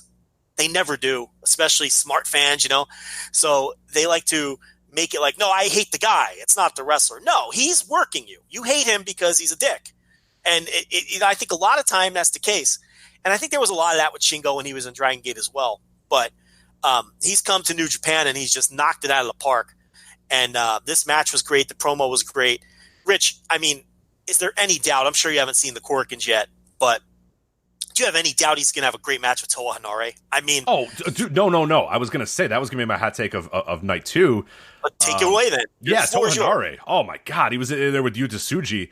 And I was like, my God, this guy, like, I think, I put it in I did the preview for Osaka that's up at voicesofwrestling.com as well. And I said, I don't know what his year is going to be, but this year is going to be a Toa Hanare year. Like, whatever, I don't know what it's going to be. I don't know how high it's going to go. I don't know what it's going to, but we're going to know this guy in 2020. We're going to be mentioning this dude's name in 2020 because he's got it. He's figuring it out. He's got his body in the right shape. He understands the character, and he's in the ring. There's bowling guys over left and right, and I cannot wait to see this dude in big time matches. I cannot wait for it because I think he is absolutely ready. He's been toiling himself, in the the Young Lion stuff and the undercards and all this sort of stuff, and then you see him in a match like this against Yota Tsuji, just a straight up singles match, and he just jumps off the page, and you're like, this is a dude. This guy is going to be something this year. And again, I don't know how high it's going to go. I don't know what it's going to be. I'm not saying he's going to be main eventing, the next Wrestle Kingdom, but he is. 2020 will be a year that defines Toa Hanare for better or for worse. And the way I see it, it's going to be for the better. For from what I've seen from him so far this year, because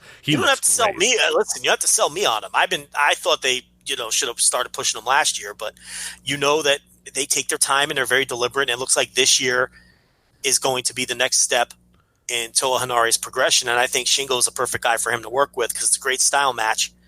and he'll come up on the short end, whether it's a single match or it's a feud, but it'll help raise his profile as he works a little higher on the card. And his promos have been good too. He's like, I'm tired of wrestling the young lions.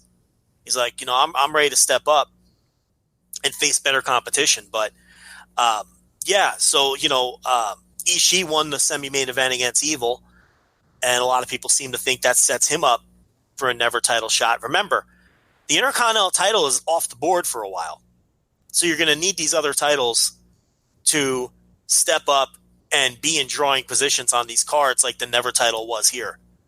So it's good that they're setting up all these challengers. I think Shingo is primed for a relatively long reign. I mean, I don't think they're setting up all these challengers by accident, and I think that's what he needs at this point of his elevation. So what do you think? You think he holds this thing for a while? I don't see him losing it right back. I don't see him losing it. Like, he's not going to be like a Goto dude who just, like, has the title and then loses it. The T in Goto stands for transition for him the last few years. But, I don't see that. I don't see that at all for Shingo. I think Shingo holds his title for a long time, and he just looks damn good with that title, too. And I think we're long overdue for that title getting some pretty big elevation and feeling like it's important again. And Shingo's the perfect guy. And I think given what we've seen Shingo from when he's come into the company, he started in as a junior, obviously, and we said now he's kind of ascended to heavyweight, but he made it clear as well. And I think the thing with Show and some of the other stuff in the build to it is he has sort of said, like, hey, look, this is an open weight title. I'm fine with other guys sort of defending it. And I think that'd be the best thing of that title ever, because the juniors have so many talented guys that can go for these titles and can move up a little bit and move up the ladder a little bit. But then there's a lot of guys sort of in the undercard that need stuff to do. So I think putting some emphasis on this title, making it important, making Shingo that final boss that everyone's trying to get through is a great way to kind of keep him out of the heavyweight title picture for a little while, because he's going to be knocking down that door pretty soon. You're not going to be able to deny Shingo very much longer. Like, he's going to have to be in that scene at some point. But I think this is a good way to give him this title and keep him occupied, for the rest of the year or whatever with this title. And then when you're ready to kind of move him on to whatever that next step is going to be, it'll be a little bit easier. Because if he loses this title in 3 months or whatever, then he's just kind of floating around again. And I don't think you want Shingo. Shingo's too good to be floating around. He needs to be in something important. And like I said, it's going to be too hard to deny him main event slots after too long. So I think this is the perfect spot for him, is being these never open weight titles. And hell, we know this guy can make this, they can get back to that never open weight title being a big time main event draw with Shingo on top against big opponents, against big guys with great builds or whatever. This can be as an important of a title as any other in this company. And I'm here for it, because it's been way too long. I think that this title's just sort of been an accessory or a transition for guys. And I would love to see Shingo just take this title and make it something again. We probably should have saw this coming, but actually we didn't get a chance to preview these shows anyway, so we should probably just lie and say that we were going to say that this was coming. But Moxley eating the pin in the tag match, it kind of obvious, right? Okada's not going to eat a pin, and Taichi can't lose the day before he's facing Okada in a main event. Right. So Moxley had to lose, right? That's totally what we would have said last week, right, Rich? Oh, absolutely. We would have never said Minoru Suzuki could eat a loss to build up the match with Moxley. No, it was clear that Moxley had to take that loss. So, no, we were absolutely right. We just didn't say it on the air. So, yes, I thought that was notable, and I thought really now the Ishii Evil match, I didn't love that match. What did you think of that match? Because I was very underwhelmed. Yeah, I was kind of the same. No, I was kind of the same. It was like, and I get the way with Evil. I just don't really love Evil matches that much. Sometimes Evil matches do work, but a lot of times they don't. He peaks high. Yeah, he peaks high, but yeah, the baseline is low. It was just long, plotting. It just didn't really kind of go anywhere. And I'm not going to blame Ishii for that, because Ishii's fucking tremendous pro wrestler. So, come on! If Ishii's in a disappointing match, how can you ever blame him? Exactly. Right. So I got to put it on Evil, but I think just ultimately just too long and no real point to the match either. It wasn't very good. Yeah, I was kind of disappointed when it was over. It kind of slogged along. You know what it was like? It was well worked, right? But it was like one of those well worked WWE pay-per-view matches that just don't do anything for you.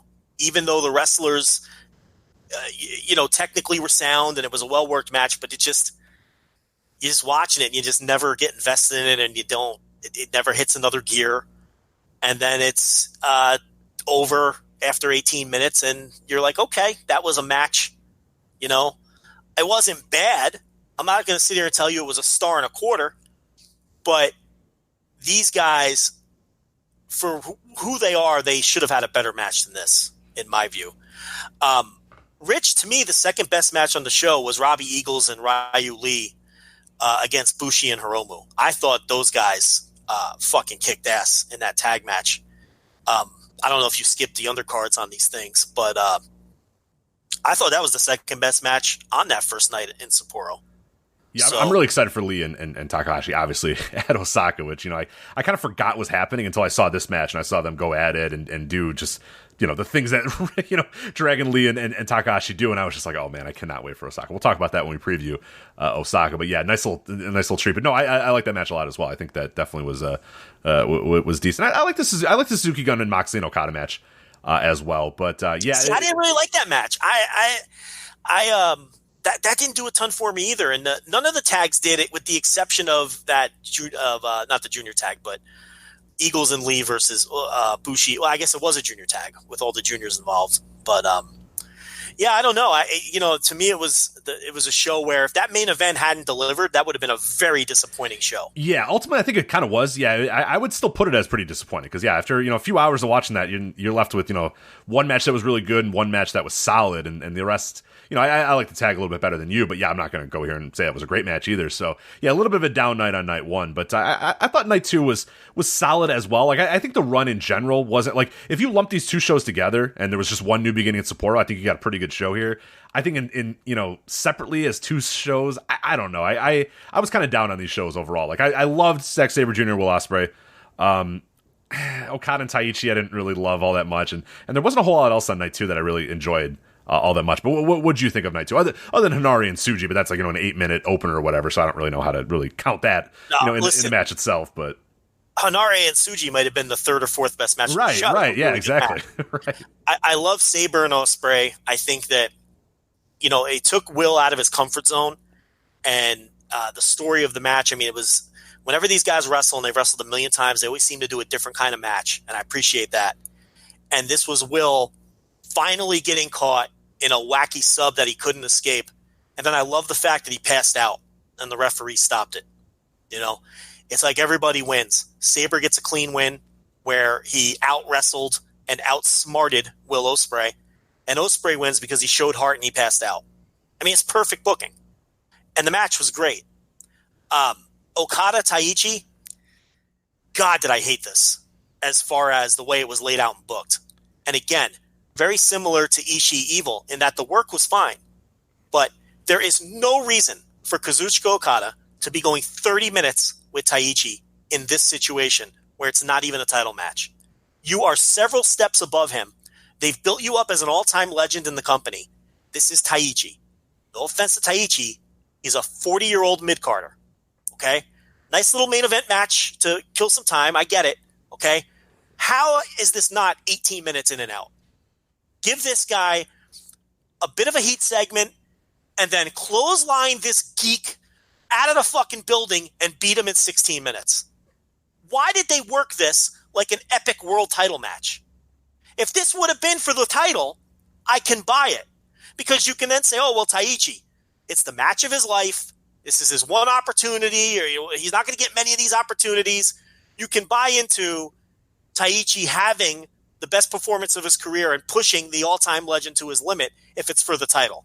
In a situation like this, you can get away with Okada just asserting his dominance for once and destroying this guy. I hated the layout of this, even though the work was fine. What did you think? No, I'm right with you, and I've long kind of complained about this with Okada, and I'm not one of these, every Okada match the first half doesn't matter and they're all the same, because that's like the new like leg selling thing that people just say, like, the first half of the match didn't matter, like that sort of stuff. But what I will say, I don't want to get in one of those arguments right now, and we'll touch on that, I'm sure, at some point down the line. But the thing with Okada matches, it just feels like every one has to be 30 minutes, has to be 25 minutes, has to be this epic back and forth. And I'm the entire time while this match is going on, I'm just thinking, man, fucking short arm clothesline this geek and let's get out of here. Like, whatever you want. And people are, our mentions are saying, oh, well, it elevates Taichi and it does this for... Who cares? Like, I'll be honest, man, I don't really give a shit.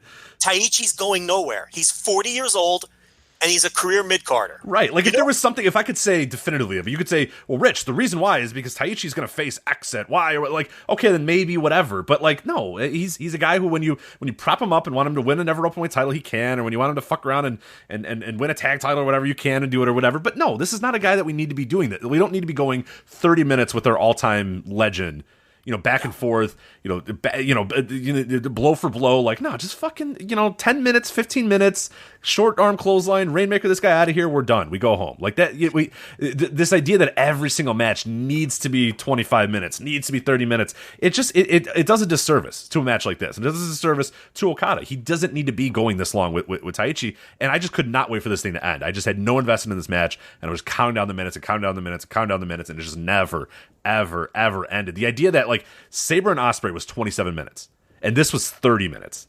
Sabre and Ospreay felt like it was 10 minutes compared to this match. You know what I mean? Like, it went by. These matches were the same length, but the semi-main event felt half as long because it was such a great, well-worked match that told a good story, and the main event was bloated and told a terrible story. Right. Taichi is not in the same league as Okada and shouldn't be presented as such. Again, a title match, I can live with it because the story there is Taichi's giving it everything he's got. And I get it. It's 5,700 people, and it's the main event. I'm not saying he should go in there and squash him. Give people 18 minutes and get out. Okay? Give Taichi some offense, but the story of this match should have been Okada is several levels above this guy and just proved it. Not Taichi can go toe-to-toe with him. How do I come out of this match feeling? Almost like, well, geez, Taichi's just as good as Okada. It shouldn't feel like that. The guy is you don't invest in Taichi. You're not doing anything ever with him. He's turns 40 next month, and he's a career mid-carder. Like Rich said, you do nice little things with him now, and then he's fine. He got his elevation when they moved him up to heavyweight and put him into programs with Naito and put him into never programs. That's who he is now. He's had a nice little career. He's never ascending higher than this. So no, you don't invest real estate or time or effort into a guy like this in this manner. You're not building him. You don't build a Taichi. You use a Taichi to show the guy who just lost his title last month still has it to where he can dominate a mid-card guy like this. That's the story. Right, and that's the story that I would have absolutely told with this. And it's something that New Japan, for all that all they do well, the thing I don't think they do, they don't use the time in their matches well enough. And that's like everybody kind of fits into his template of 18 minutes, 20 minutes, 25 minutes or whatever. And we remember like a few years ago, we talk about this match all the time, and I talk about how much I loved it too, where Hiromu got in there with Kushida and just beat his ass in a minute. Remember that? Yeah. And it was just like, oh my God, it breaks you from the because you're expecting, okay, here we go, let's get ready for a 20-minute back and forth or whatever. Hiromu just goes out there and fucking throws this guy in his neck and pins him. And it's like, holy shit.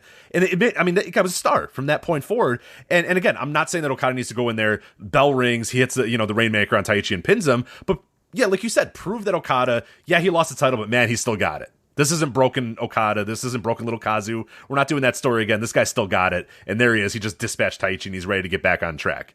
That's the story to tell, not that he's going 30 minutes back and forth with Taichi and finally puts him away. Like, that's not the story. It shouldn't be the story. That's a bad story if that's the story you're trying to tell. Completely agree. Okay, Rich, let's take a short break. We'll come back. We'll wrap up Sapporo, and then we'll take a look at Osaka. Let's do that. All right. All right, so let's wrap up this second Sapporo show. I wanted to circle back to Sabre Jr. and Will Ospreay quickly, and a couple of points there. One point I wanted to make was, there seems to be far more synergy between New Japan and Rev Pro than there ever was between New Japan and Ring of Honor. Because when this match was announced for the British heavyweight title, a lot of people thought, this should have been the York Hall main event. New Japan is usurping the big Rev Pro match for York Hall. But so say that's or listen, you gotta I don't know what's going on. Yeah. It's a dog at the end of the block going absolutely nuts, so we're just gonna go through it. That's fine. You gotta post through it. So Sabre wins the match and successfully defends the title, but then a couple nights later at Korakuen Hall, Will Ospreay and Sabre Jr. are the last two men remaining in the elimination match. Will Ospreay pins Sabre Jr. and then cuts a big-time promo both in the ring and in the back, and it was a tremendous promo.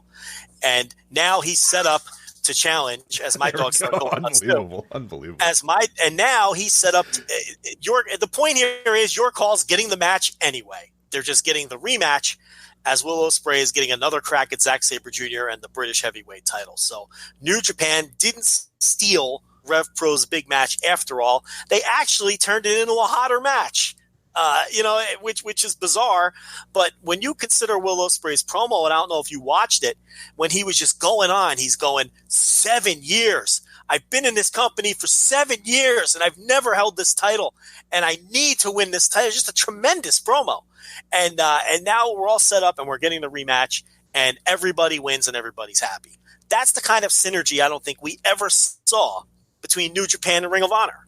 No, yeah, care for the booking and care for, it sucks that they weren't able to kind of promote that show maybe a month or so ago, but that's kind of, we know that when you're playing with New Japan, you gotta be careful about that stuff. And I remember there was a tentpole moment. I don't remember exactly what it was or what the match was or what the details were, but I remember us talking about it, where ROH announced something and it maybe flew in the face of something that was going. I forget the exact specifics, but they announced a title match, even though that guy, still had to defend his title, in another month or so or whatever. And we know that New Japan doesn't like to do that. They like to, similar to Gabe, we laugh all the time at Gabe and Evolve or whatever.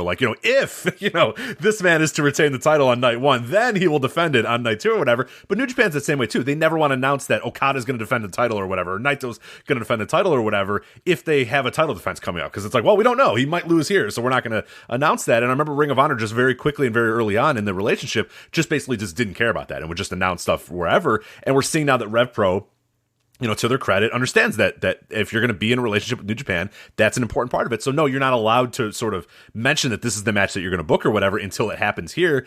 But like you said, the synergy is pretty nice because then they were able to build that up perfectly. They were able to say backstage in New Japan, hey, at Rev Pro, I'm going to do this, at your call, yada, yada, yada, and build up the entire match that way. Whereas Ring of Honor, like you said, it was always just a tour that they did, but never did you hear about it. I mean, maybe during Honor Rising when they were actually there, you heard about it, but very rarely were they doing promos backstage, promoting something that was going to happen in America or promoting something that was going to happen in actual Ring of Honor. It was just never that way ever. So yeah, that is a little cool thing to get. And I know Rev Pro is kind of in that relationship. Rev Pro is certainly been kind of the lesser of the two, but it's cool to see them at least get a win here. And they get a big time match and a very exciting match too, given, because I saw some people complain that, it's a rematch so quickly after whatever, but I think that way that they worked that match that we saw at night 2 with Sapporo makes me even more interested in the match at Rev Pro, because it's all right, look, okay, Ospreay was right there. He just got caught in a submission and he had to tap out. He was able to get through everything else that Sabre Jr. had at him, but he was able to, he eventually not even tapped out, passed out. So now we have a really, right now, right off the bat, he's okay. What is he going to do to change? What is he going to do to be different? What's he going to do to try to win this time? It'll be very interesting to see how they kind of navigate that and work the match. So I'm excited for it, and I think it's really cool to see that synergy between Rev Pro and New Japan. People are nuts. It's a hotter match now.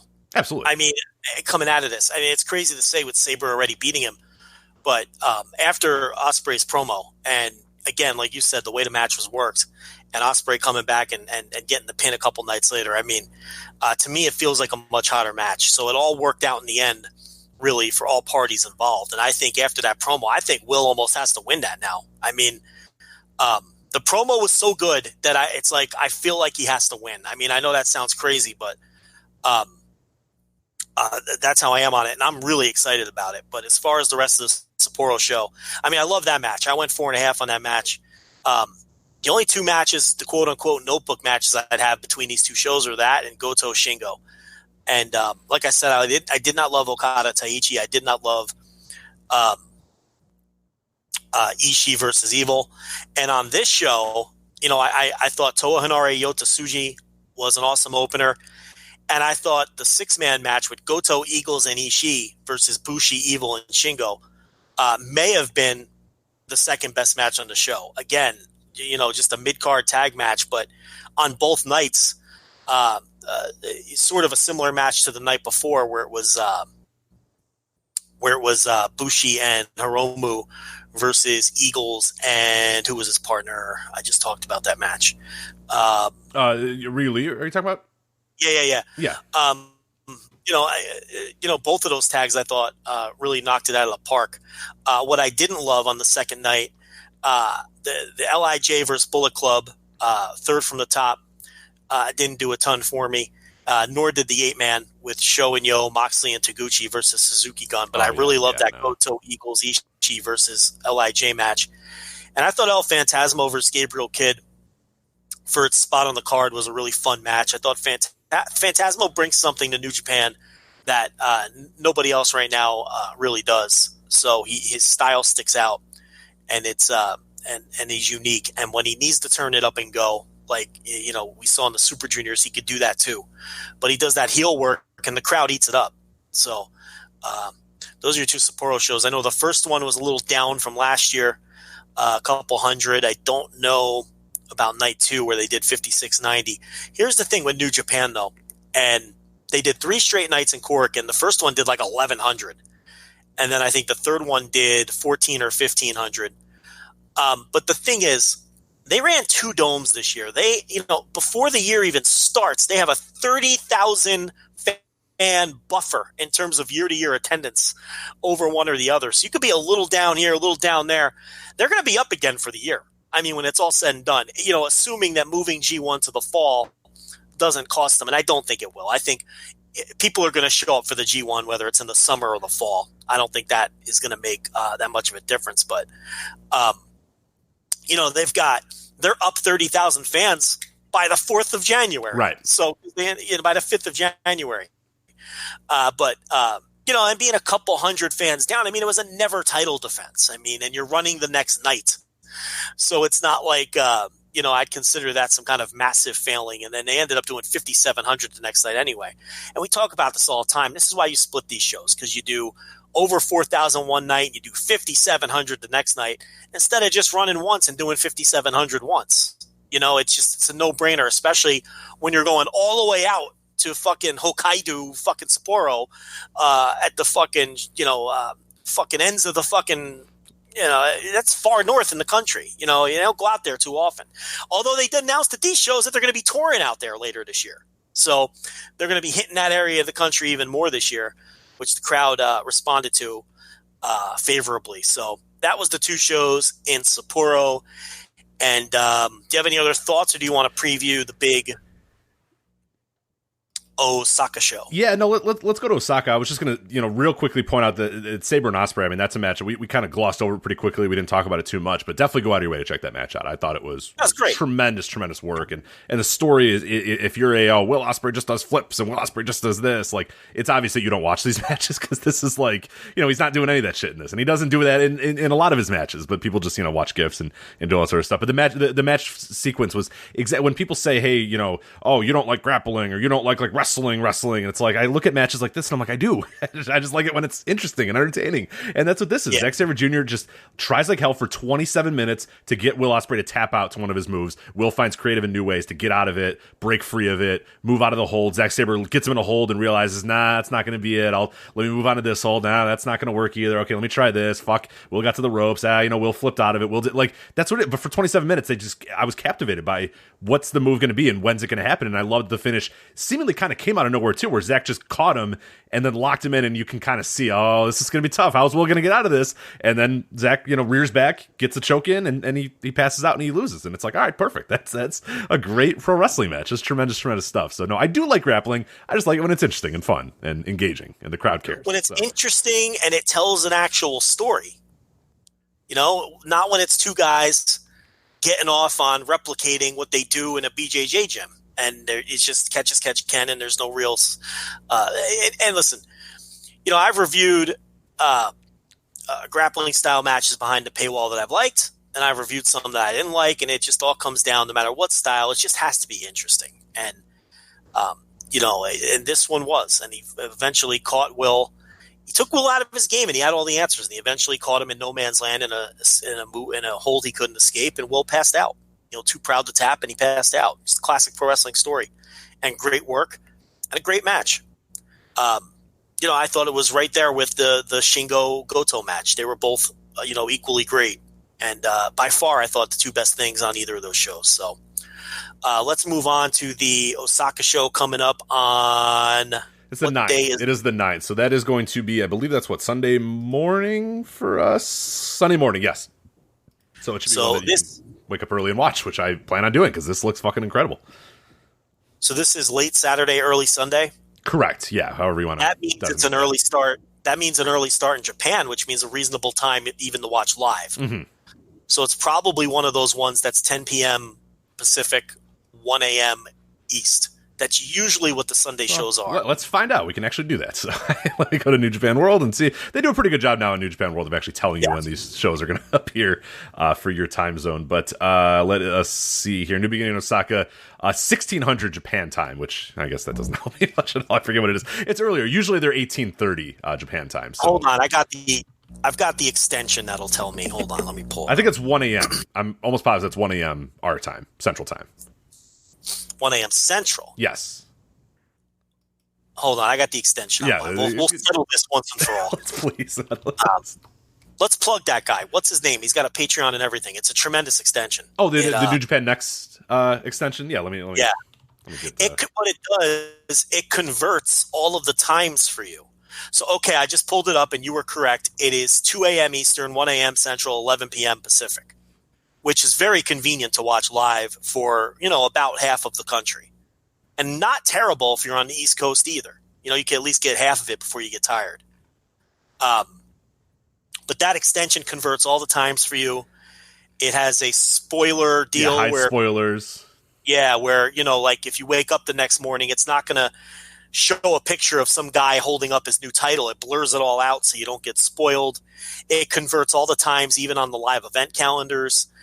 There's a lot of cool things it does. You can, sync up. You can sync up your feed with your friend's feed if you're watching stuff that's on demand, so you can watch at the same time. A lot of cool things. The guy does a real nice job with it. It doesn't have any bugs that I've run into. It converts it to English without having to click anything. So yeah, just a tremendous extension for New Japan World. That guy does a nice job, and I think he has a Patreon too if you want to throw him a couple bucks. I do. It's NJPW EXT is where you can find it. New Japan EXT is where you can find it. You can look on the Google Chrome store if you want, or you can just look. I believe it's NJPWEXT.com. As well, and yeah, it's an incredible feature. And yeah, I have it disabled because I have like everything disabled when I do the show, just to try to keep the internet down as much as possible and try not to do as much. But invaluable. And the biggest thing it does is it leaves off. If you watch a show, it picks up where you left off, which is like. Every other service does it, but New Japan never does it. You have to fucking try to scroll to whatever you think, and it's always a finish. It's always you scroll, and it never ever is exactly where you want it. You say, okay, I'm trying to get to Will and Zach. Let me see. I don't know, about 3 hours in. All right, let me see. And it's every time I stop, and it's Will passing out in the bell ring, and I'm like, motherfucker, god damn it! How is that possible? Yeah. How did I do that? You never can get back to where you were before. I stopped watching the match, 10 minutes in, and I think it was 3:10 or 3:15. You scroll, it goes to 3:25. You're like, all right, well, let's see where that's at. Boom, it's the finish. All right, Okada's hitting a Rainmaker. 1, 2, 3. God damn it!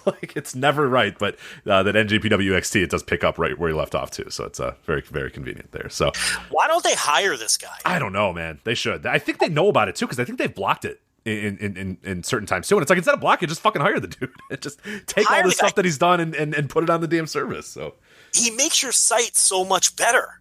I mean, it just fixes everything that everyone always complained about, and it would probably increase your revenue because, Rich, you know how people are babies about the translations and stuff. Oh, for sure, yeah.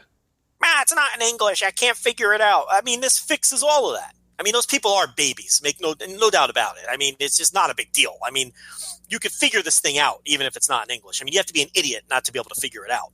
But, I mean, it would totally eliminate that, and if they just hired a fucking guy, you can see the great work he does. Anyway. Let's get to this Osaka show. Yeah, let's do it. So, voicesofwrestling.com, myself and John Carroll, we did previews up at voicesofwrestling.com if you want to read that. But this is a loaded Osaka show. This is one you're going to want to wake up early, get up, whatever you want to do, but be ready for the show, man, because there is some good stuff on this. We'll start with the main event here. Naito versus Kenta. This is for, of course, the heavyweight title, Intercontinental Championship. Joe Kenta's doing it, right? He's winning this title. He's shocking the world. New beginnings where they shock the world in New Japan. Okada gets his win out of nowhere, and Kenta's going to do it here, right? Fuck, man. If this wasn't for the double belts, right? Because listen, I mean, the match is hot. And a big reason the match is hot is Kenta. I mean, the attack was an incredible angle. We've talked about that already, the attack at the Tokyo Dome. And his promos have just been where did this guy learn the promo? I don't think this guy guy spoke 2 words in 10 years in Noah. And then he goes to WWE and he's a shaky promo at best, to be kind. Okay, and now he comes here. All of a sudden, he's like contender for best promo of the year. I mean, this guy's awesome. You know, he gets the good heat. You know, he's a fucking troll. He's phenomenal. And this feels like a red hot match. They're going to sell out Osaka Joe Hall or come very close. You know, it's either going to be a virtual sellout or an actual you cannot get a ticket sellout. And it's on the strength of this match. And largely on the work that Kenta has done building this match. I mean, they have taken this guy that WWE couldn't figure out anything to do with, and they've returned him to being a money-drawing star that's going to sell out Osaka Joe Hall. It's incredible. It's another indictment of WWE creative that they couldn't find something to figure out. Look, I'm not saying Kenta should have been main eventing WrestleMania, okay?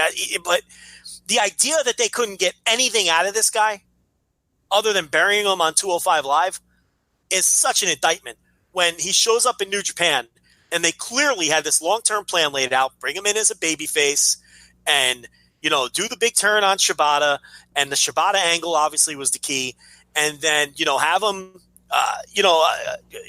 attack Naito before Naito can give his speech and they can do the fists in the dome, and all of a sudden this guy is a top guy in the company and drawing huge money and headlining a show like this. When he was coming to New Japan, Rich, all of our questions were, oh my God, you know, it's a big question. Can he still hang? Can he still wrestle? Like he was held together by tape. And I admit, I was the same way too. I was like, I don't know if this guy can do it anymore. Like, there were lots of questions, and they were fair questions. And you turn around a few months later, okay, because he debuted at the G1 in July in Dallas, I believe was his first match, and against Ibushi. And 6 months later, or whatever it is, 6, 7, 8 months later, they have themselves another legitimate main eventer. And it's just from circling back to our original conversation on this show, great creative in getting a guy whose career was totally thrown off by going to a place where they had no clue what to do with him. His career trajectory ruined. Questions from everyone whether he's not going to be able to hang in New Japan. Now he's one of their top stars and he's drawing big money. And now who knows what the guy, this could just be the start of something. Which is why I say he's losing this match. If this wasn't for the double title, I'd at least have like 25% doubt just based on how great he's been. But I can't see them putting both titles on him. No, that's a bridge too far. Yeah, this is an event where they shock the world, but I don't think they're going to shock the world that much. Naito a little more rope on this turn. That'd be pretty bad. Yeah, that'd be pretty bad if Naito just. But in almost, I kind of want it. It's like weird though. It's like one of these things. Like I want Naito to win. But man, part of me is going to be kind of pulling for the Kenta to do the upset because, like, it wouldn't be totally out of the realm of possibility. It's so like, but it is. Like, you know what I mean? Like, it is. But it is. Man, it's a good problem to have. Good problem to have that you have two dynamos here in the main event, and it's obvious that people believe that in Japan too. Because like you said, there's barely any tickets left for this show. So, and it's like it's almost a shame that Kenta has to lose because he's so hot. Right. It's one of those situations where, because that'll be two big losses too. He just lost to Goto. Now, the Goto loss, that gets wiped away the minute he attacks Naito the next night. Like, it doesn't matter. Right, like, you know what I mean? That's one of those things. But then, he'll lose here, and it sucks. I mean, I'll be rooting for him. I mean, he's my favorite wrestler of all time. I mean, everybody knows that. Full disclosure. So I'll be rooting for him. I know he's losing, but, I'll get wrapped up in it. I'll suspend my disbelief, and I'll be popping for – he'll get him up for that go to sleep, and I'll be fucking up on the A. I'll be fucking standing and pacing in the den. But yeah, this match feels red hot, and it should be very good. And then the semi-main event with Moxley and Minoru Suzuki, that's another match that on paper should be very good. It would peak at match of the year level. I don't know if they're going to get there. Moxley losing the fall on the first night in Sapporo.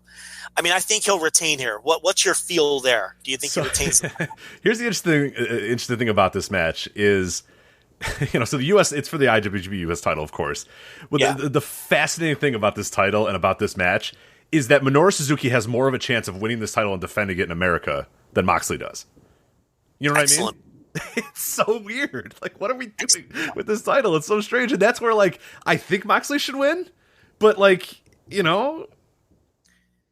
Minoru probably, if Minoru's sticking around and you know that he's willing to take these trips to America, like what better way to draw in America than Minoru Suzuki as your U.S. champion defending in main events or whatnot? I mean, he is still one of those. He is one of those guys. We talked about it a few weeks back, and you know, in terms of what works for American fan bases, and people want like singles matches, people want important matches, people also want those protected guys. And Minoru Suzuki is a guy that I believe if you put Minoru Suzuki in a singles match against fucking anybody in the main event of a New Beginning and wherever, or a USA show and wherever, it's going to draw because it's Minoru fucking Suzuki, and people want to see that guy. So if he is sticking around and he's staying in the company, you know, he's not the worst pick for the U.S. champion. If he's willing to do the trip and go to America and do that, is not a bad pick. Like, I'm still picking Moxley because I think that probably works a little bit better, but I can convince myself of Minoru Suzuki as well. Yeah, well, it looks like he's staying because the money fixed that. But I don't even know if we should even say stuff like that anymore because people don't deserve it. Our good listeners deserve it, but then people ruin it. Oh, like last week when we reported that NXT got $0 or WWE got $0 for NXT, even though literally the opposite of what we said, but that's fine. You know, it's cool. Reddit's a fucking cesspool.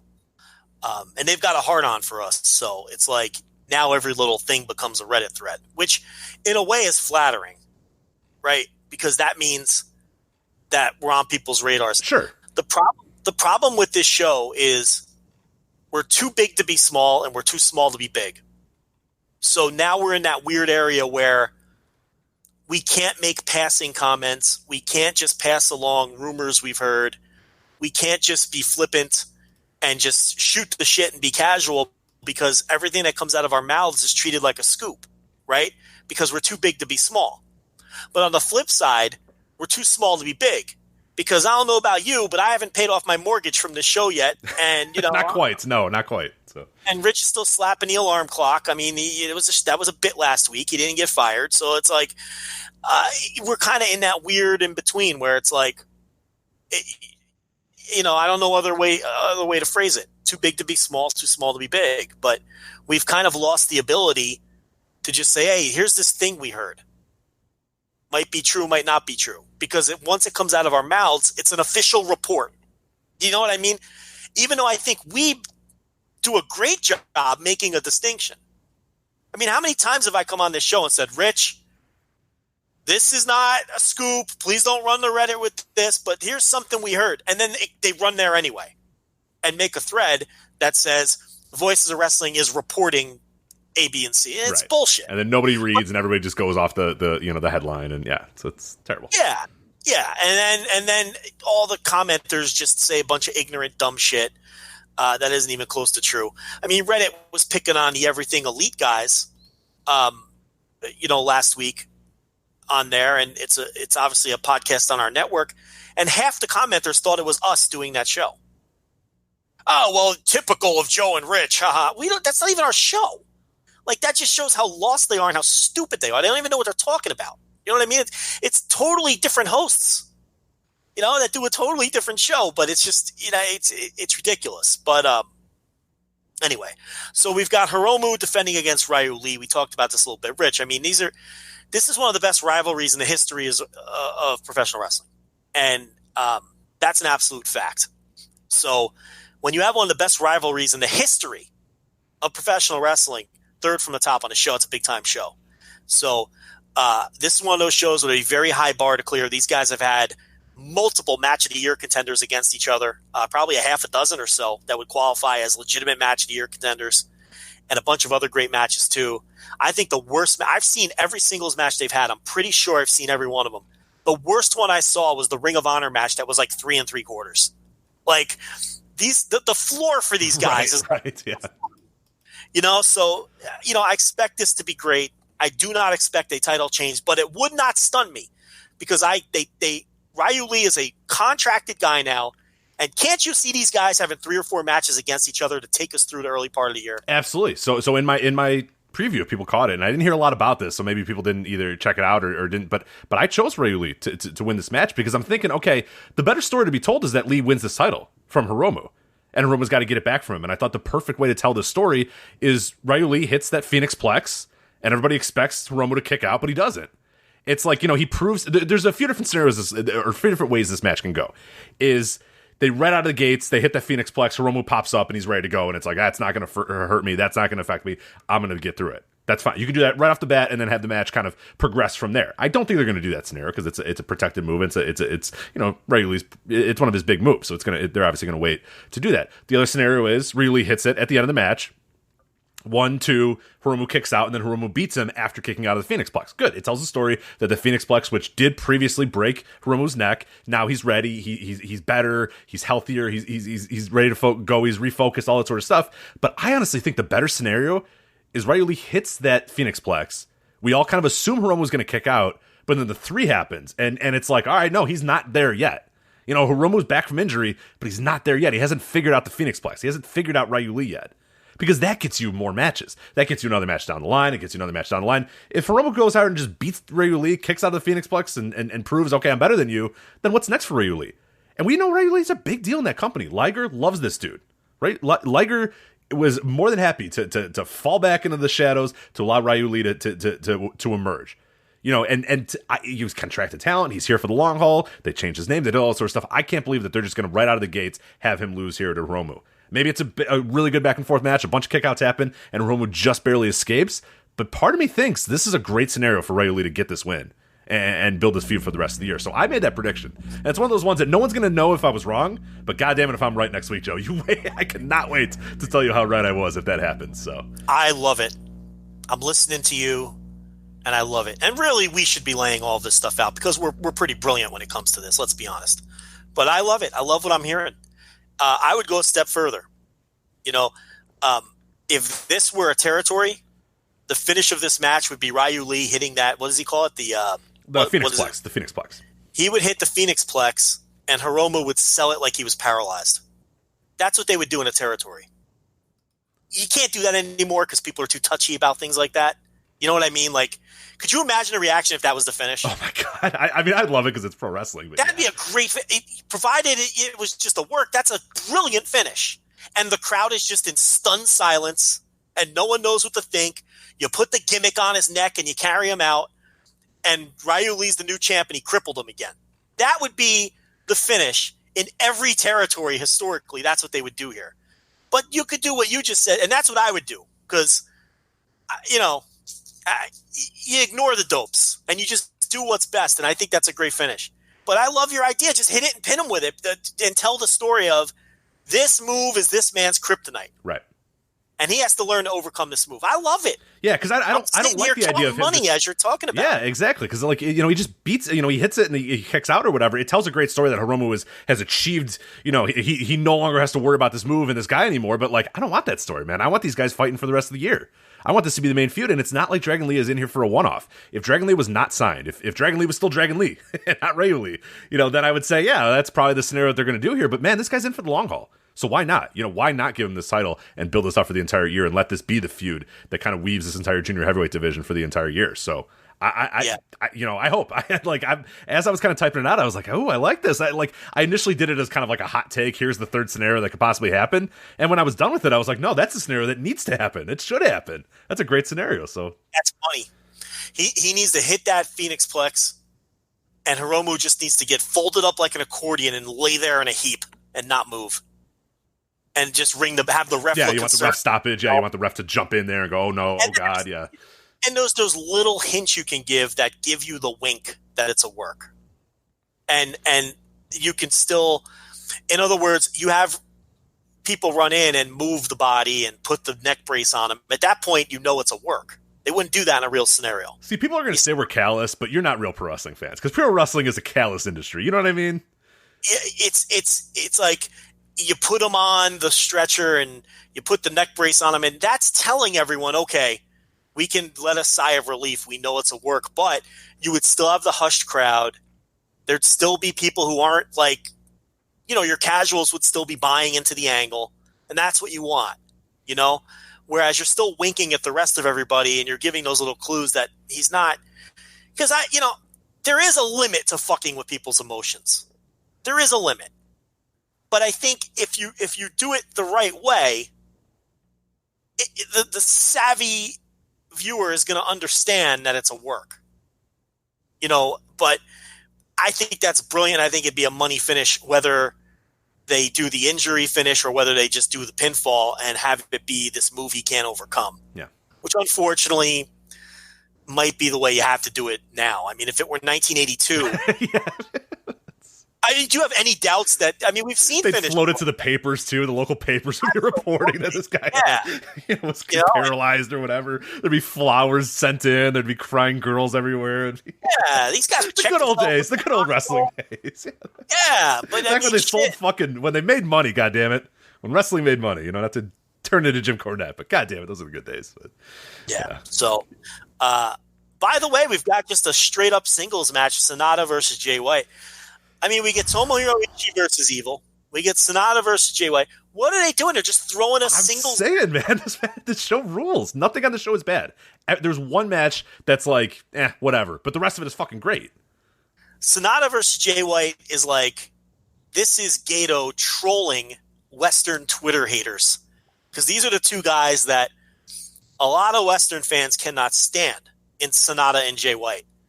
Rich, how many disingenuous GIFs are going to be created? Oh, my God. Yeah, this is Gato wanting you and I to delete Twitter for that night. This could be, seriously, this could be a 4 3/4 star classic, but there are going to be people determined to make you think that this was the worst match to ever take place in a ring based on several 4-second GIFs. So prepare for that. But in all seriousness, it might be a bad match because Sonata's a guy that doesn't always land with me. Jay White obviously is a very stick-heavy wrestler by New Japan standards, and if Sonata's having an off night and he just doesn't mesh well with Jay White's shtick, I could see this not being good. I could also see this being pretty great. So I don't know what to make of this match. What do you think of it? I'm kind of the same way as well. These are two guys that are not only the most polarizing, like you mentioned, but also, in my personal taste, guys that either hit big or really don't deliver at all for me. Like that's where it is. Like when Jay White is good, he's he's like nothing else. But when he's bad, it's like, fuck, get this match over with. I don't want this match anymore. I'm ready to go. Like the Kota Ibushi one that, after night 2 of Wrestle Kingdom, I was like, I'm done. Just get out of the ring. I'm over it. I don't want to see this anymore. But then he's also had incredible ones that I really, really love. And Sonata's the same way as well. There's sometimes a Sonata match is a 30-minute, wrestling clinic, and I fucking love it. And other times it's 30 minutes, and I'm ripping my eyes out. I cannot wait for it to end. The good thing about this is that it's one of 4 singles matches. It's 4th from the top. It doesn't seem like it's going to maybe get too long, and like maybe that's the thing that'll be a benefit. If it's only 15 minutes, if it's only less than 20 minutes or whatever, it has less of a chance to get really long and really annoying and really boring, and a lot of Jay White and Gato interference, a lot of Sonata just kind of grappling with no real direction or whatnot. Like, it can go in that way, and I hope it doesn't, but like, I have no read on it. Joe, this could be like you said, 4 3/4 and it's fucking rocks, or it can be like 2 stars and I just want it to get away and end as quickly as possible with like nothing in between. It's either going to be great or it's going to be bad, and like it's just, that's how these two guys are. That's how my personal take is on these guys. We'll see how it goes, but I'm encouraged by it. Now, if it was the main event, I would be almost certain that I would dislike it, but the fact that it's 4th from the top, and both these guys I think are better when you kind of condense their stuff into smaller packages. Like Sonata, I think excels in G1 matches because it allows him to get a little shorter, and Jay White as well, because it doesn't allow too much of the Gato interference and too much of that stuff if it's just like a 15 or so minute match. So let's hope, fingers crossed on that, but we'll see where it ends up. But yeah, it's a polarizing match for sure for me as well. So Okada and Will Ospreay versus Taichi and Sabre Jr. Now that Okada has defeated Taichi, he's certainly dropping his fall, right? I mean, Taichi, yeah, yeah. So to either Okada or Will, I mean, to me, Okada just gives him a rainmaker and fucking beats him like he should have a couple nights ago. But I could see getting Will a pinfall here to douse more kerosene on the fire and build them up for that title match with Sabre. I don't see Will or Sabre pinning each other because they've got the one pin on each other or the one fall on each other. I don't think you want to I guess, I don't know. I would stay away from that. I would just have Taichi eat the fall there. So we've got an 8-man tag as Finn Juice returns to Japan titleless with teaming with Tanahashi and Kota Ibushi. Ibushi presumably will be back. They haven't pulled him from the card, and there was a video going around of him doing spots in the ring, so I think he's fine. And it'll be Chase Owens The new tag team champions, Guerrillas of Destiny. God. And Yujiro. Did you see the title change? I didn't. I'm not watching that. Don't. It's a waste of time. I'm sure it is. Of course it is. It's God, man. They fucking stink. Listen, I do these things so you don't have to. Thank you. I appreciate it. There was a ref bump, and it's really all I need to say, right? I mean, it was egregiously long. It's like a dark building. Like you're not gonna like it. They put up matches They put up a match that from the night before, which ended with a DQ, and then they did the WWE thing where like Rocky and Tanahashi come down, and it turns into an 8-man tag off of the DQ. Do you understand what I'm saying? Like, let me see if I could pull it up. It was Finjuice. Let's see if I remember what night it was. But this is on the New Japan World 2, and it is fucking awful. Let me see. It was the 30th in Miami. Okay. So what we had was the match on New Japan World is Finjuice versus Chase Owens and Yujiro. Okay? It ends in a DQ. Sounds terrible. When Guerrillas of Destiny run down. So Tanahashi and Rocky Romero run in to run them off. And then they did the old WWE thing where they're like, we'll face all four of you right now. So then the DQ turned into an 8-man tag. And then the faces win and send all 28 fans that were in Miami home happy. Rich, it's so bad. It is so bad. And I can't believe they put that trash up on New Japan World, being that it was so awful. But I have no idea if we're going to get the rest of these matches. Both of the matches up have commentary. And it's like, when you watch them, you can tell that they've called the entire night. Do you understand what I'm saying? Oh, yeah. Like, you can tell they didn't, it's not in a booth and they just sat down and said, all right, we're here. It's Kevin Kelly and doing commentary here for, like, yeah, it's like it just fits into the next match. It just sounds like an authentic Dave. It's the Doobie Gillis guy. What's his name? Gillis. Mavs Gillis, yeah. Fuck Doobie Gillis. Nice reference, Joe. No one understands that. I don't even understand that. That's a 1960 sitcom starring Bob Denver of Gilligan's Island fame in his role before Gilligan. Huh. Okay? All right. Doobie Gillis. The only people who understand that reference are Mikey Falcone and RJ City. Nobody else on earth understands that reference. You know what I mean? That are alive anymore, yeah. Right. Like, I should do a podcast with RJ City and Mikey Falcone talking about Doobie Gillis, and Danhausen runs in the middle of the podcast. Like, that's the only people who understand. But anyway, what was I saying? Oh, so it's Mavs Gillis and Colt Cabana. Oh, okay. All right. And you can tell because they're not like, welcome fans to this special presentation. That's what I'm saying. Yeah, they'll do like the fade in and say, "Hey, we're here in Dallas, or we're here in Orlando with the yeah. You can tell when it's the opener of a freshly new minted show. So yeah, I see exactly what you're saying. Yeah, you can tell they called the whole thing. So I don't know, because I want to see some of these matches because they look interesting. Some of the singles matches, but the two they put up were fucking straight trash. So what match were we talking about?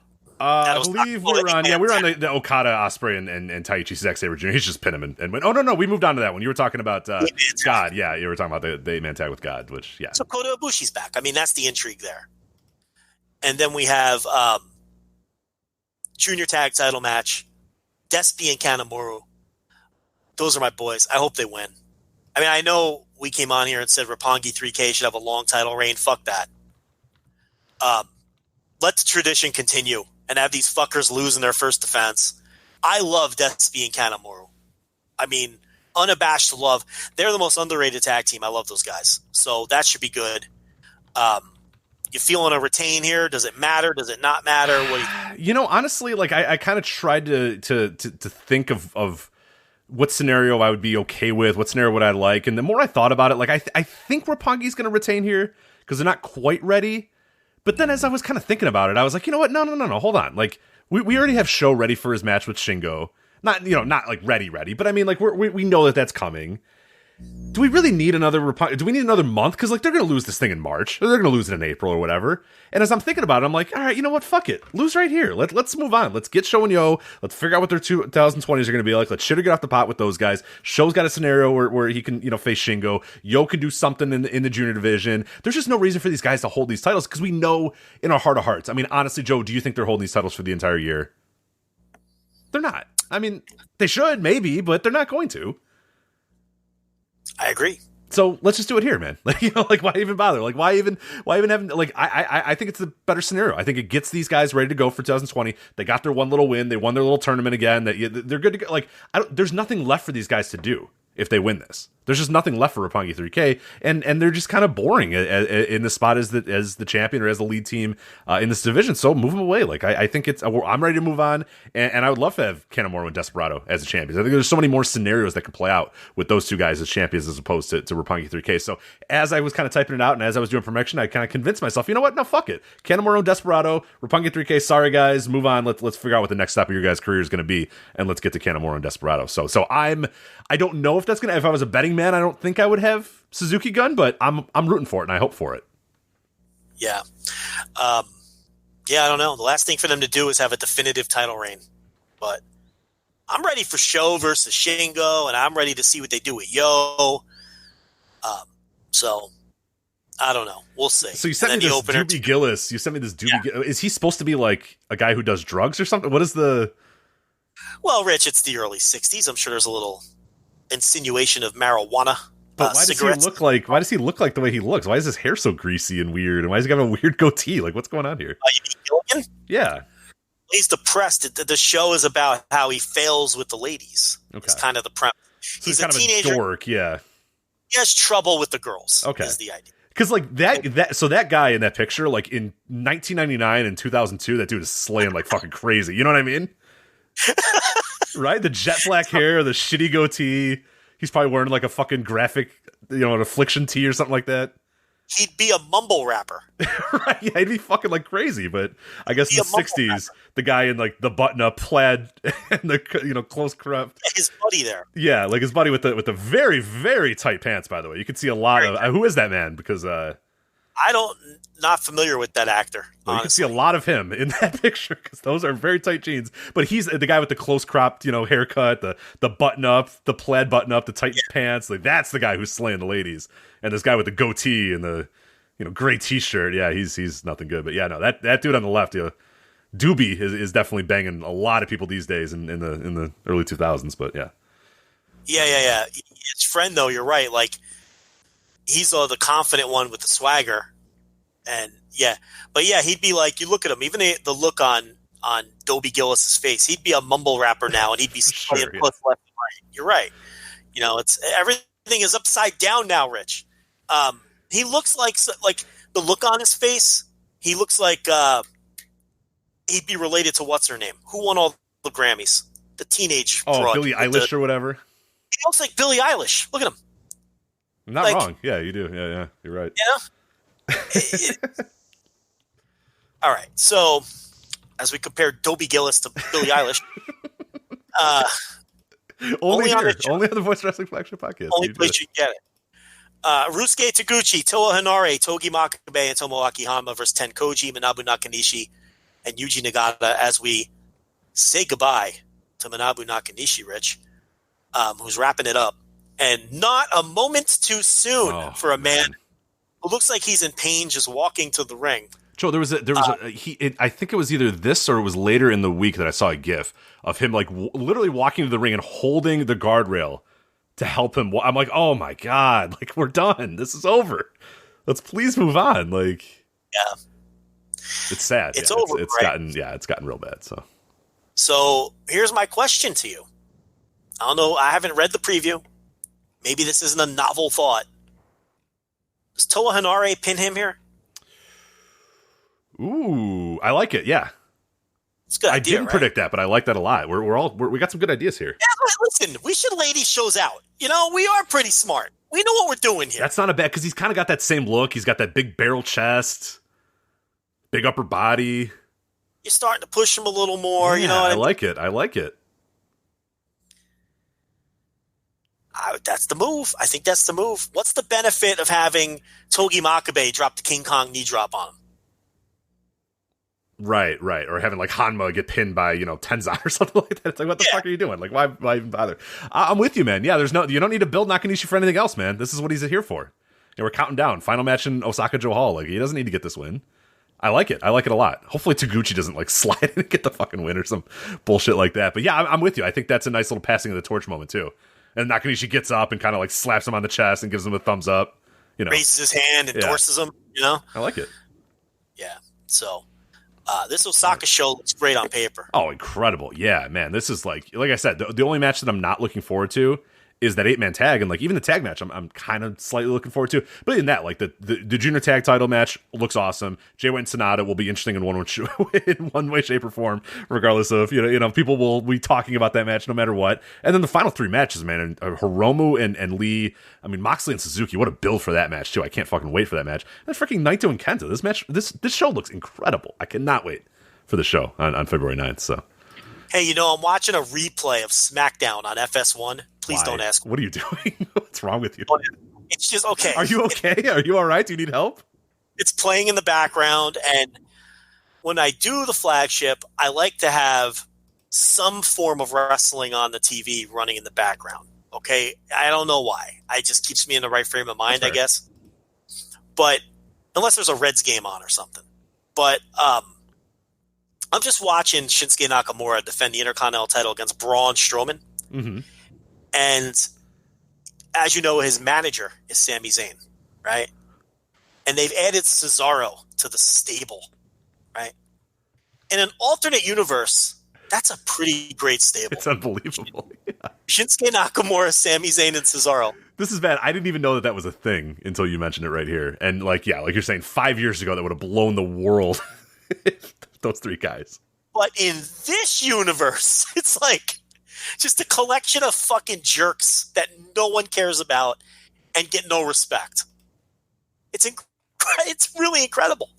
It's unbelievable. How cool would that have been? Is like Shinsuke Nakamura splits from Chaos because Okada has usurped him as the leader, and he brings in Sami Zayn and fucking Cesaro to form a new unit in New Japan called fucking, I don't know, Hard Men, whatever you want to call it. That wouldn't be a good name for them. In all caps? All caps? I like it in all caps. Yeah, that's not bad. Yeah, but not for them. I mean, you could see a unit in Japan called Hard Men, like, for, like, a different collection of guys. Like, Sami Zayn and Nakamura, like, Nakamura is a legitimate fighter, and Cesaro, but I wouldn't call them Hard Men. I don't know why I said that. I would call them, think of some wacky name that would have a wacky translation. I can't even think of one right now. But that would be great. Like, it would be so fucking cool. On SmackDown, they're just 3 fucking clowns that between the 3 of them, they can't figure out a way to beat Braun Strowman. You know what I mean? Like, unbelievable. He just tossing all 3 of them around, and they're the heels, and they still can't fucking figure it out. And Nakamura is just getting ragdolled as I watch this. Strowman's hitting him with the GTR without the knee. And, Sami Zayn with his hands on his head with an exasperated look on his face. You can picture it all. Yeah, I got it. Yeah, Joe, I want you to answer this. How many matches on TV has Sami Zayn had since August of 2019? 0. It's been 4, actually, but, Okay. It's a little bit more than 0, but he's a manager. He's a manager. That's the best use of Sami Zayn that you can come up with. Exacerbated manager, yeah. That's. He is one of like 30 juniors better than Will Ospreay, though. Never mind. Let's not do that. Puma, do that shit. Puma King, Rich. Puma King. Puma King. I was trying to I forgot about that.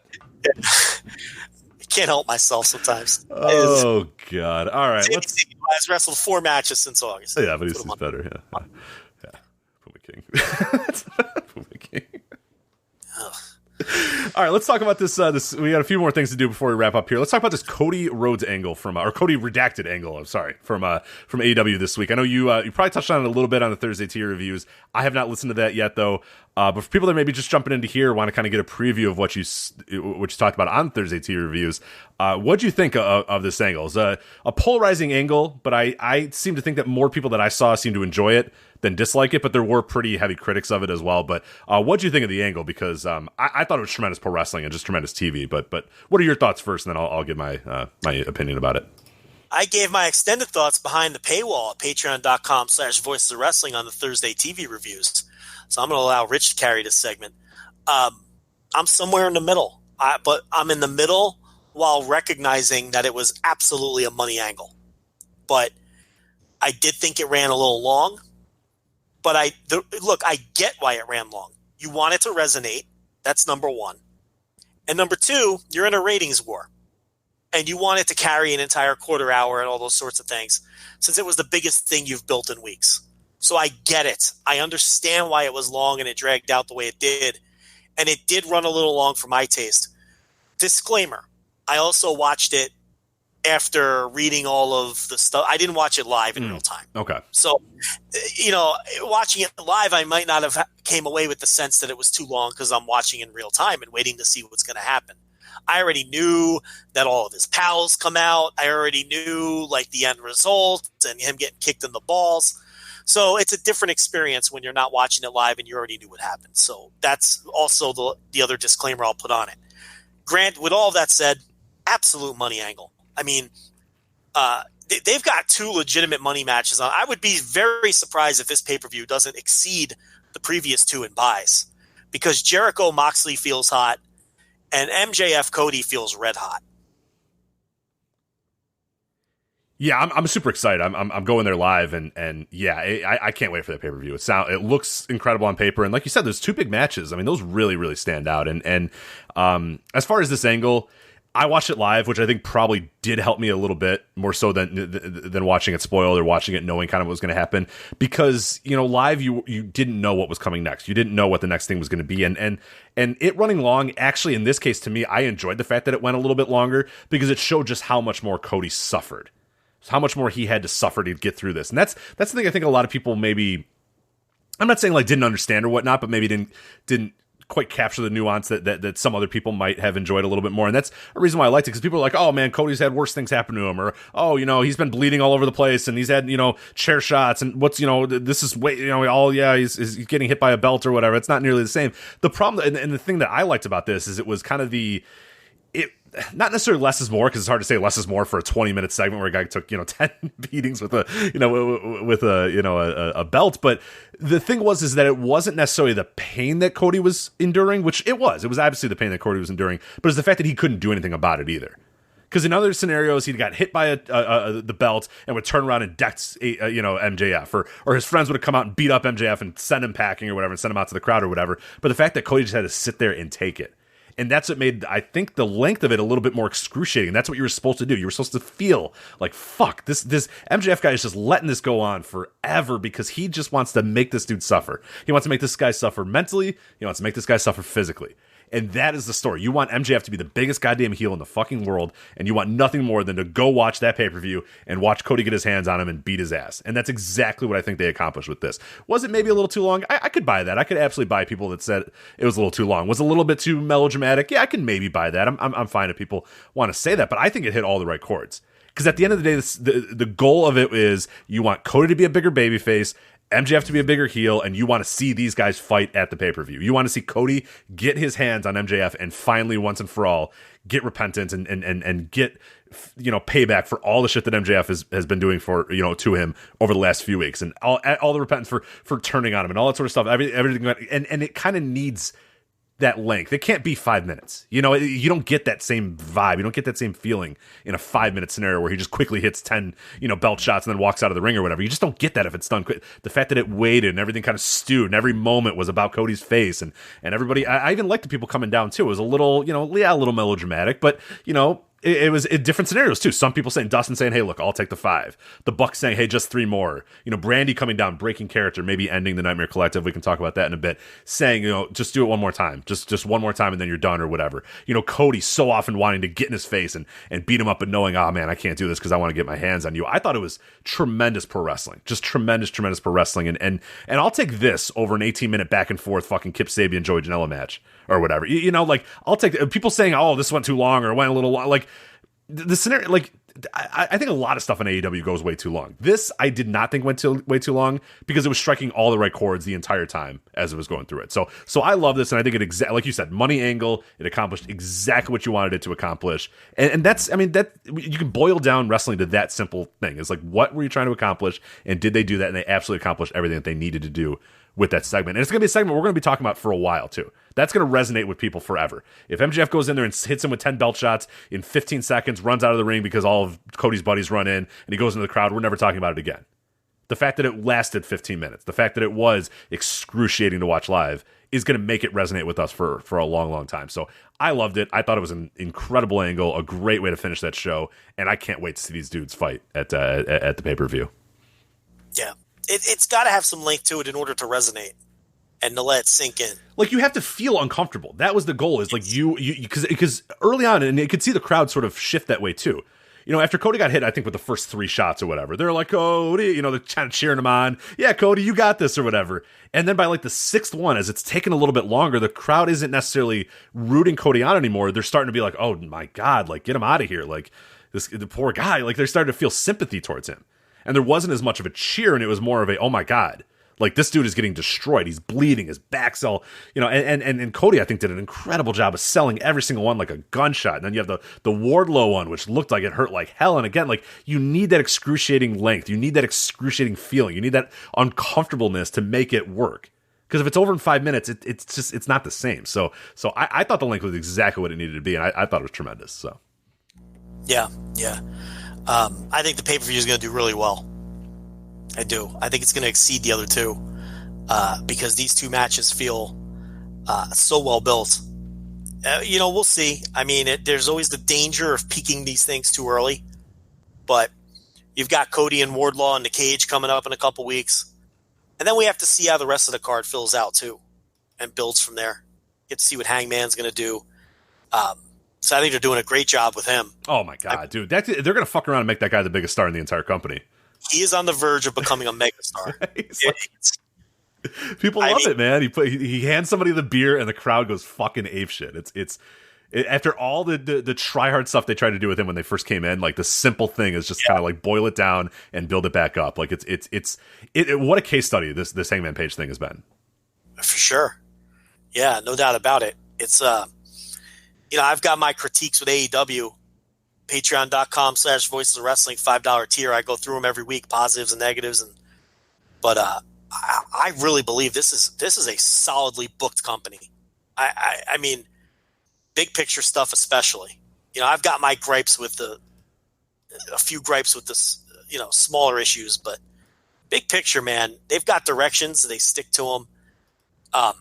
They're even showing now with Page that they've been able to rehab someone where it didn't quite work out the first time, which is not easy to do. And the Cody stuff always lands. They build their big matches well. They're just the way that they're giving Moxley different things to do every week until he finally gets his hands on Jericho to kill time on the TV. These singles matches against Ortiz and Santana.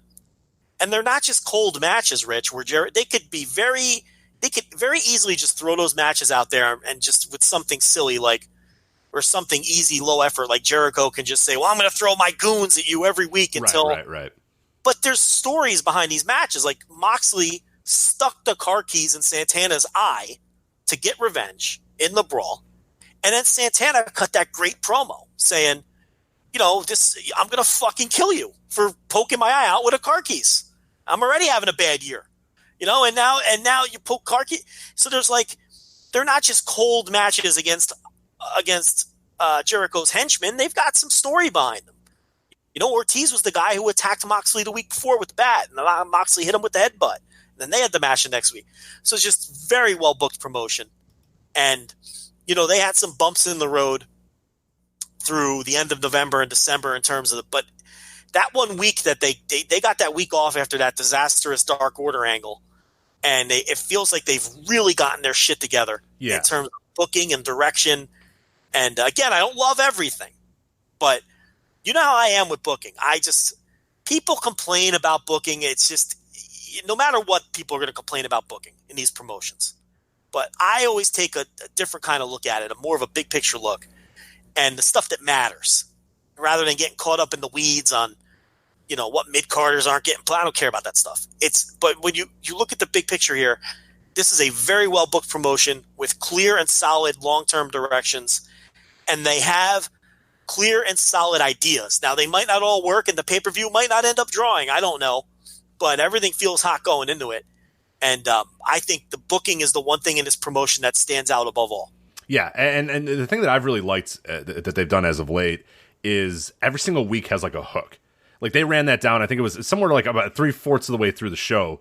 They basically said, okay, next week is this, and then the week after that is this, and the week after that is this, and then the week.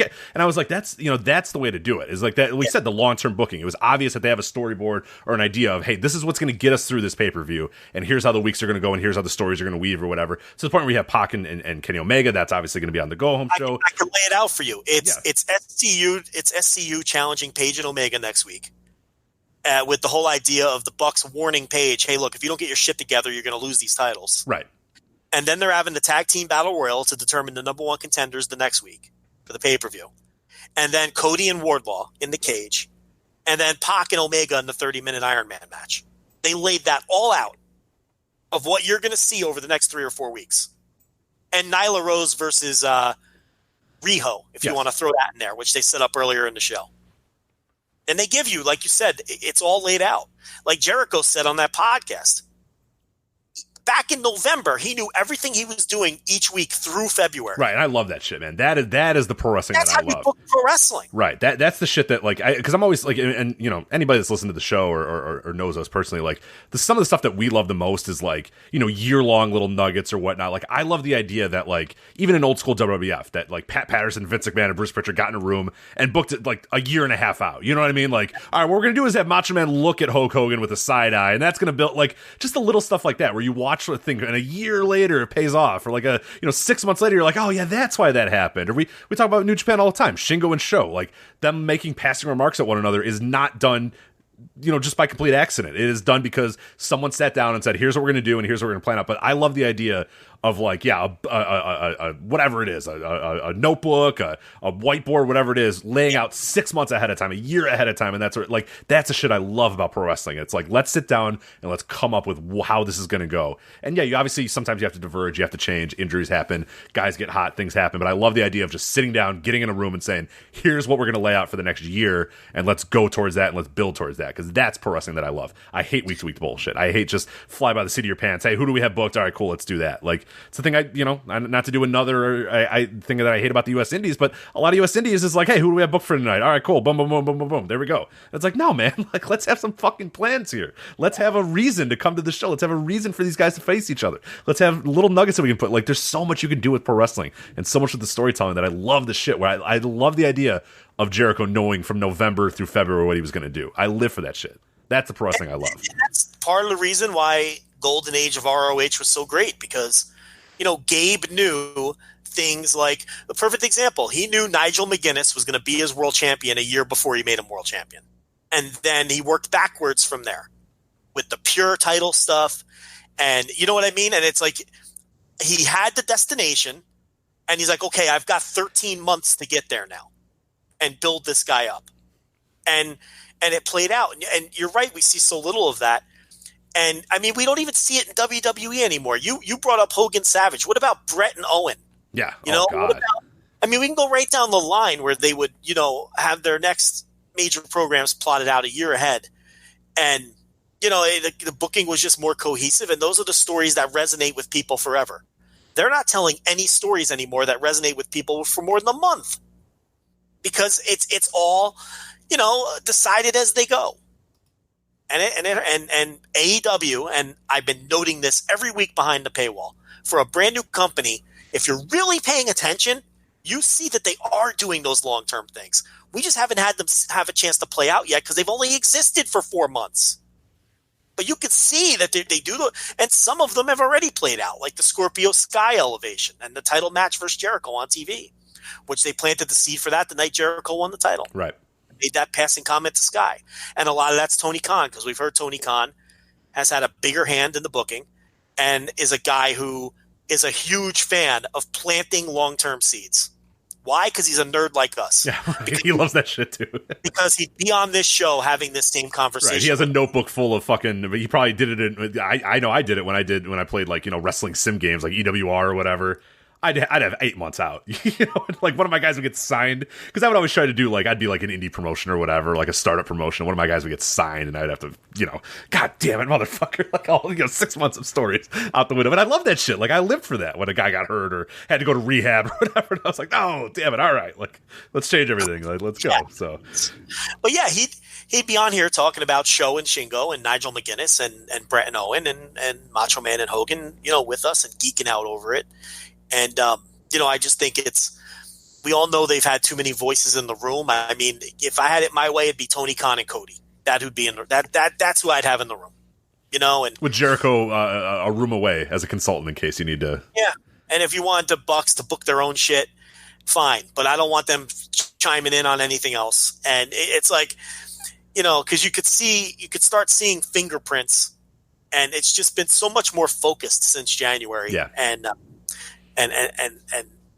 so much better. You can really sink your teeth into the booking right now. So they're on a good run. Absolutely. Yeah, 100% agree there. And looks like the Nightmare Collective might be either no more or fracturing, which is good. So, and the Dark Order stuff hasn't been overbearing either. So I've liked both of that. It hasn't been overbearing. I mean, I still hate it, and I still think if it were me, I would just forget that it. But the problem with that is they clearly have this long-term story with Christopher Daniels that they're allowing to play out. Right. Whether he joins them or whether he doesn't join them. And again, if you're going to praise long-term booking and letting things play out, you can't have it both ways. Right, exactly. Yeah, you can't say, well, yeah, in that case, fuck that, this thing sucks. Pull the plug. And I think they're also kind of waiting to I think if Matt Hardy says, yeah, I'm on board, then, that right, changes that scenario too. I think they're playing that out and wait until, once Matt Hardy re-signs with WWE or whatever, if that's what he's going to do, I think then they can pretty safely, but I think they're holding a spot for him in case, he's willing to come over, so. Well, there's nothing they can do to turn me on that. I'm never going to like it. But the thing about it is I don't have to like everything. Right. And it's just as long as I like most of the shit you're doing. I mean, I don't like everything New Japan does. I don't like everything that fucking ROH used to do or Noah and its goal. You're not going to like everything. All that matters, man, honestly, like I hate to boil it down to this, but all that matters is what happens in the big spots and the main events, the upper mid cards. Like we freak out and we go nuts, like you said, about every undercard and semi-main eventer and junior heavyweight and all that stuff. What matters is the big stuff on top, man. That's what drives the company. And when you leave the show, you're not going to remember that, fucking Kip Sabian had too long of a match with, Joey Janela at the second from the bottom. If like Cody and fucking, MJF have an incredible main event match with tons of emotion. You're never going to leave. You're not going to care about that shit when it's all said and done. It's to some extent, you're right. Absolutely. It's the old, Attitude Era thing where the main events were great and the undercard was shit. While in the other company, the undercards were great and the main events were shit. So it's almost like you can make the argument you need one or the other. The big stuff to work out or, just have an incredible top to bottom cards and maybe you don't need the big stuff to work out as much. But I mean, you're right. We talk about it all the time. Like we just talked about earlier in this show, when your main event delivers, all of a sudden the show was good. Right. And if the main event doesn't deliver, all of a sudden the show was bad, and then a lot of times that is the case. But, I like what's happening there now. And believe me, anyone who listened to some shows a month ago or more that I did behind the pay, I was not liking what no. There was some passionate fucking audio going on in the end of December. All right, so we are up against the clock here, Joe, so I think we are out of time. Anything else you wanted to touch on before we officially sign off? Well, how much time do we have? About 5 minutes or so. Minoru Suzuki, Orange Cassidy. I want to talk about this at least for a couple minutes. I have no use for this match, like less than no use. If Minoru Suzuki and Orange Cassidy had a match for Joey Janela's spring break, by the way, if people don't know. Yeah, Joey Janela's spring break. If that match was in my backyard, I'd draw the blinds. I mean that. I have no interest. I know exactly what it's going to be. I know exactly what the match is going to be.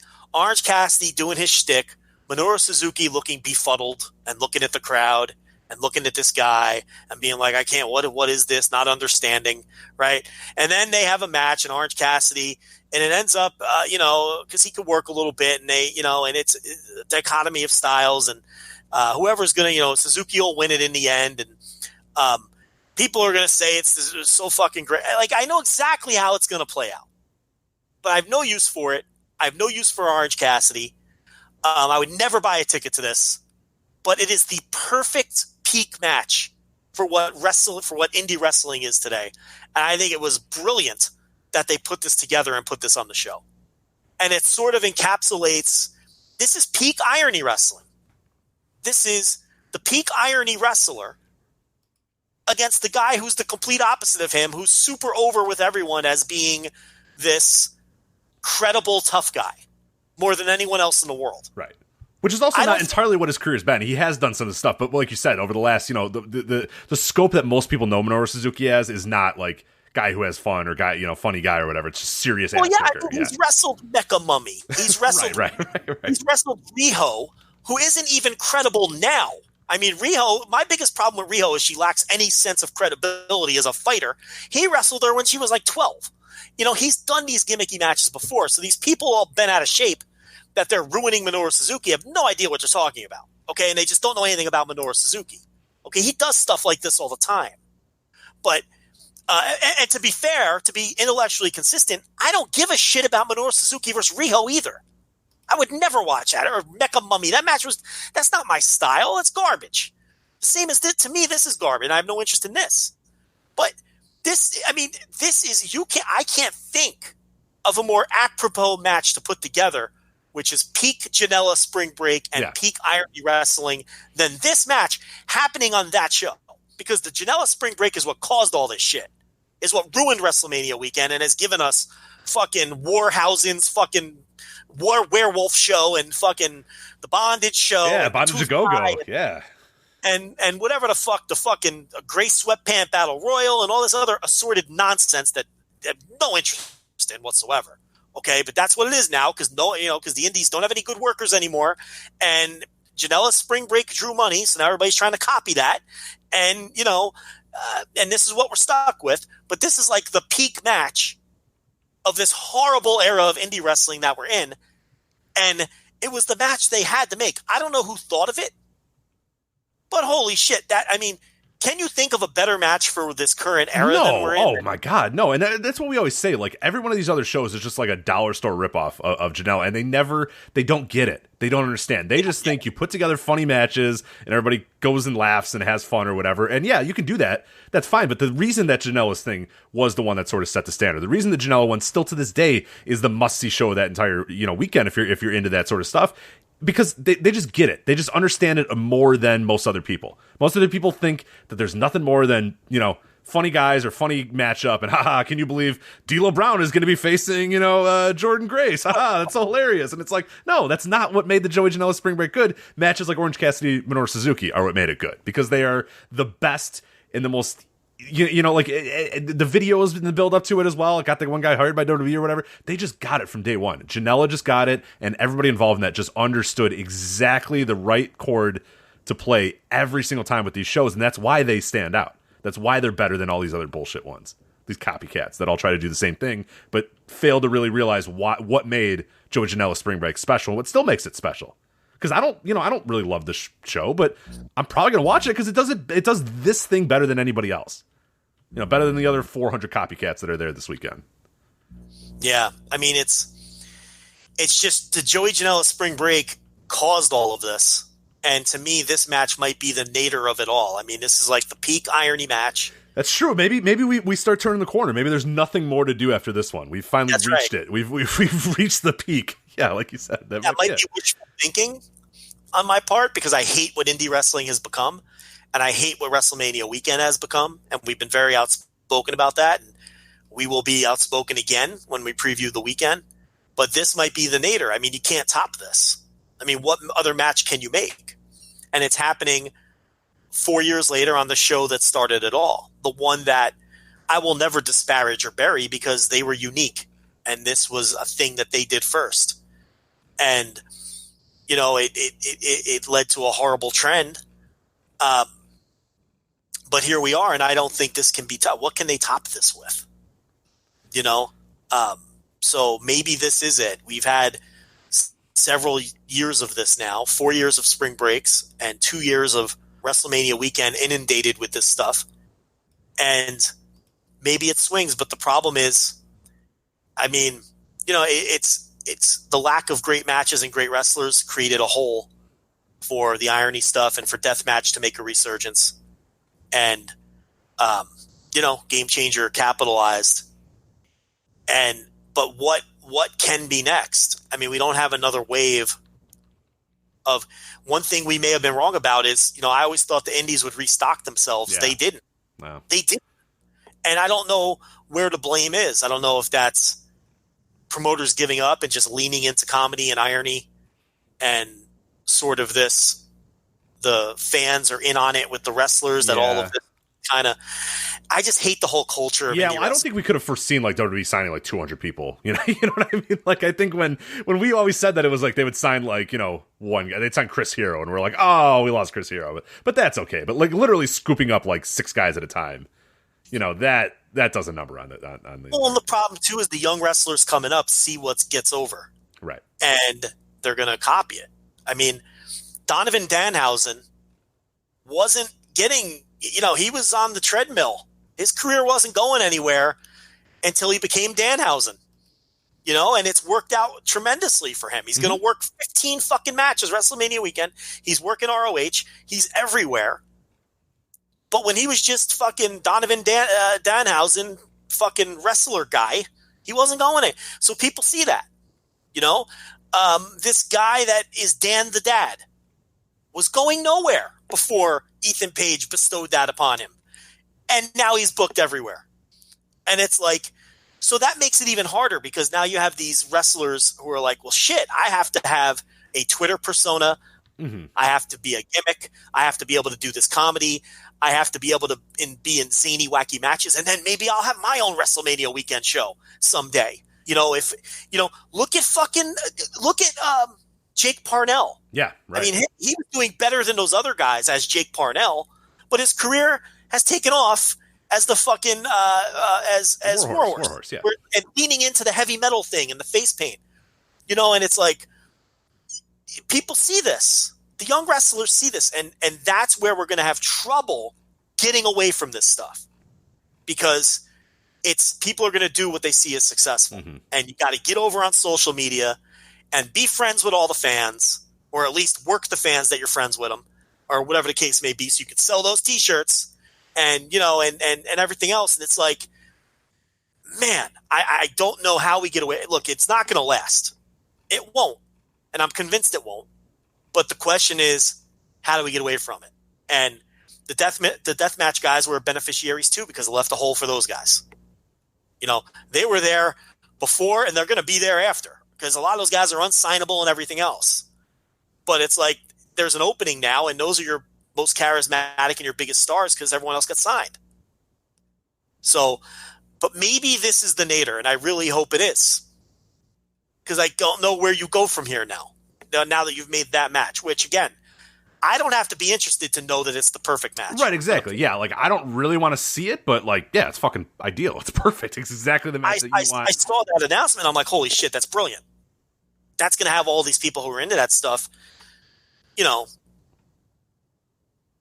this show's going to sell out anyway, but, you know, that's going to draw some pay-per-view buys and everything else. I mean, so I just wanted to briefly talk about that match. And, you know, now if I go, you know, it's not for me. I've been to spring breaks, and I look, I'll never go to one again. It's just, you know, I experienced it. You know what I mean? It's not, and it's something I think if you've never been to one, you should go.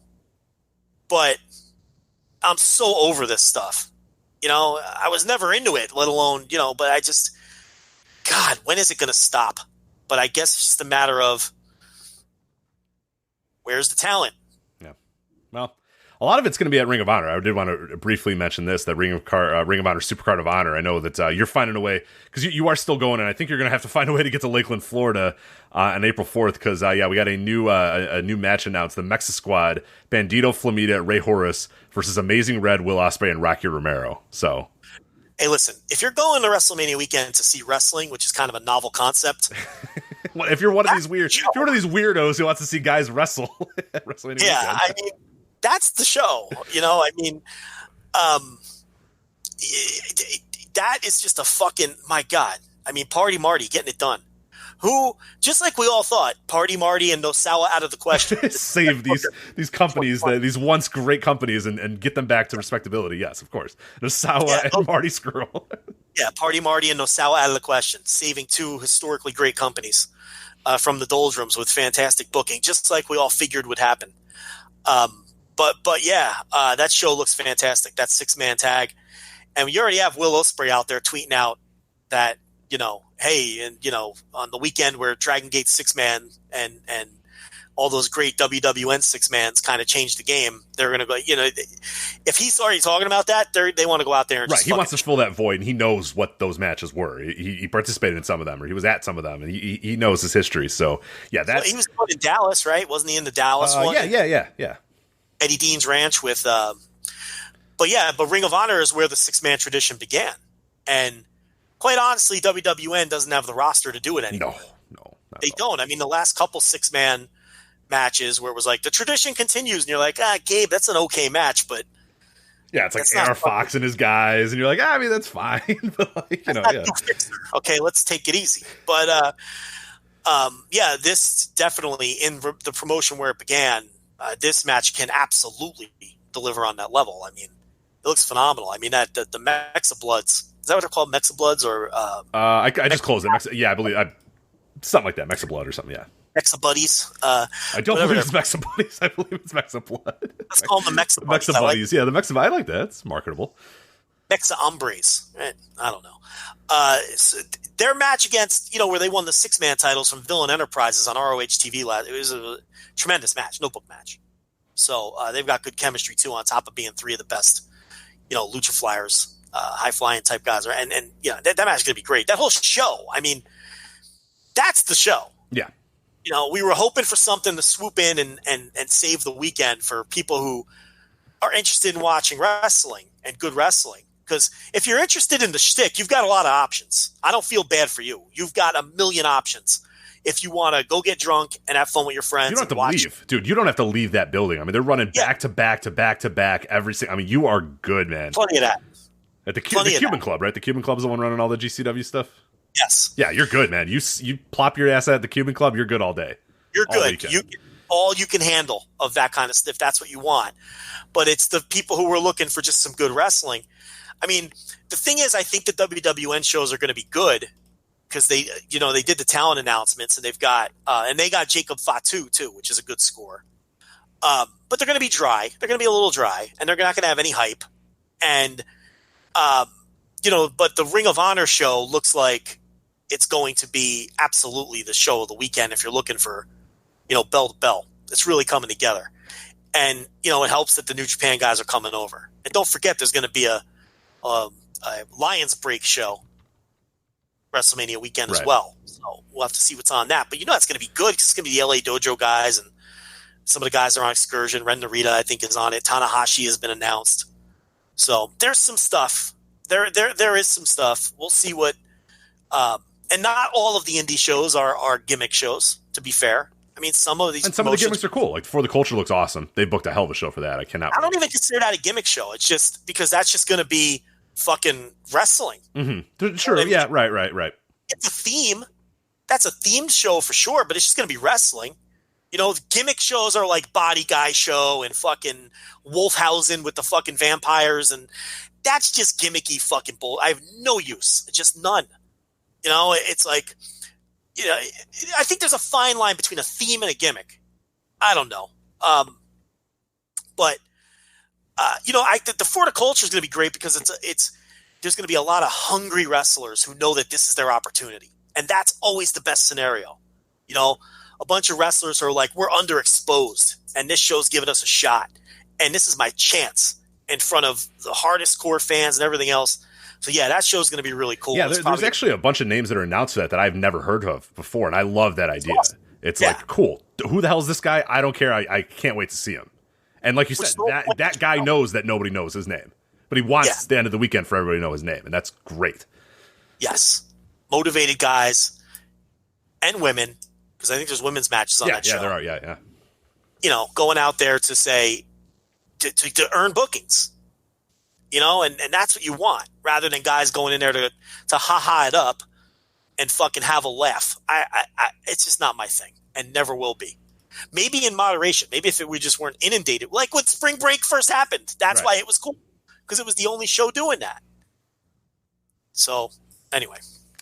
That is that. So that was a quick little check-in there on WrestleMania weekend. But that is it for us here. So voicesofwrestling.com is, of course, where you're going to want to go to get all of our Match of the Year coverage as well. Patreon.com/voicesofwrestling. You can listen to the top 10 before everybody else. Top 10 will be released sometime Friday afternoon, but that has been posted by the time all you guys are listening to this on patreon.com/voicesofwrestling. So we go into about an hour and a half, hour and 20-minute long detail of every match that hit the top 10, some facts, some stats, some history of the Match of the Year, some really good stuff in there. But yeah, the biggest thing is, you can listen to it before anybody else. So you know the top 10 before all these other dopes that don't pay know the top 10. So it's a great way to kind of jump in. And we've had a lot of great content this week as well. The Thursday tier reviews was obviously up there. I did a car Q&A based off the Match of the Year. We have a ton of stuff planned for February as well. So it's a great time to jump in towards the beginning of the month. Also, voiceswrestling.com for all the coverage that we've had, previews, reviews of all the stuff going on, at Voices Wrestling on Twitter, and also voiceswrestling.com/Discord as well if you want to join our Discord channel and have some discussions about the world of wrestling. But for Joe Lanza,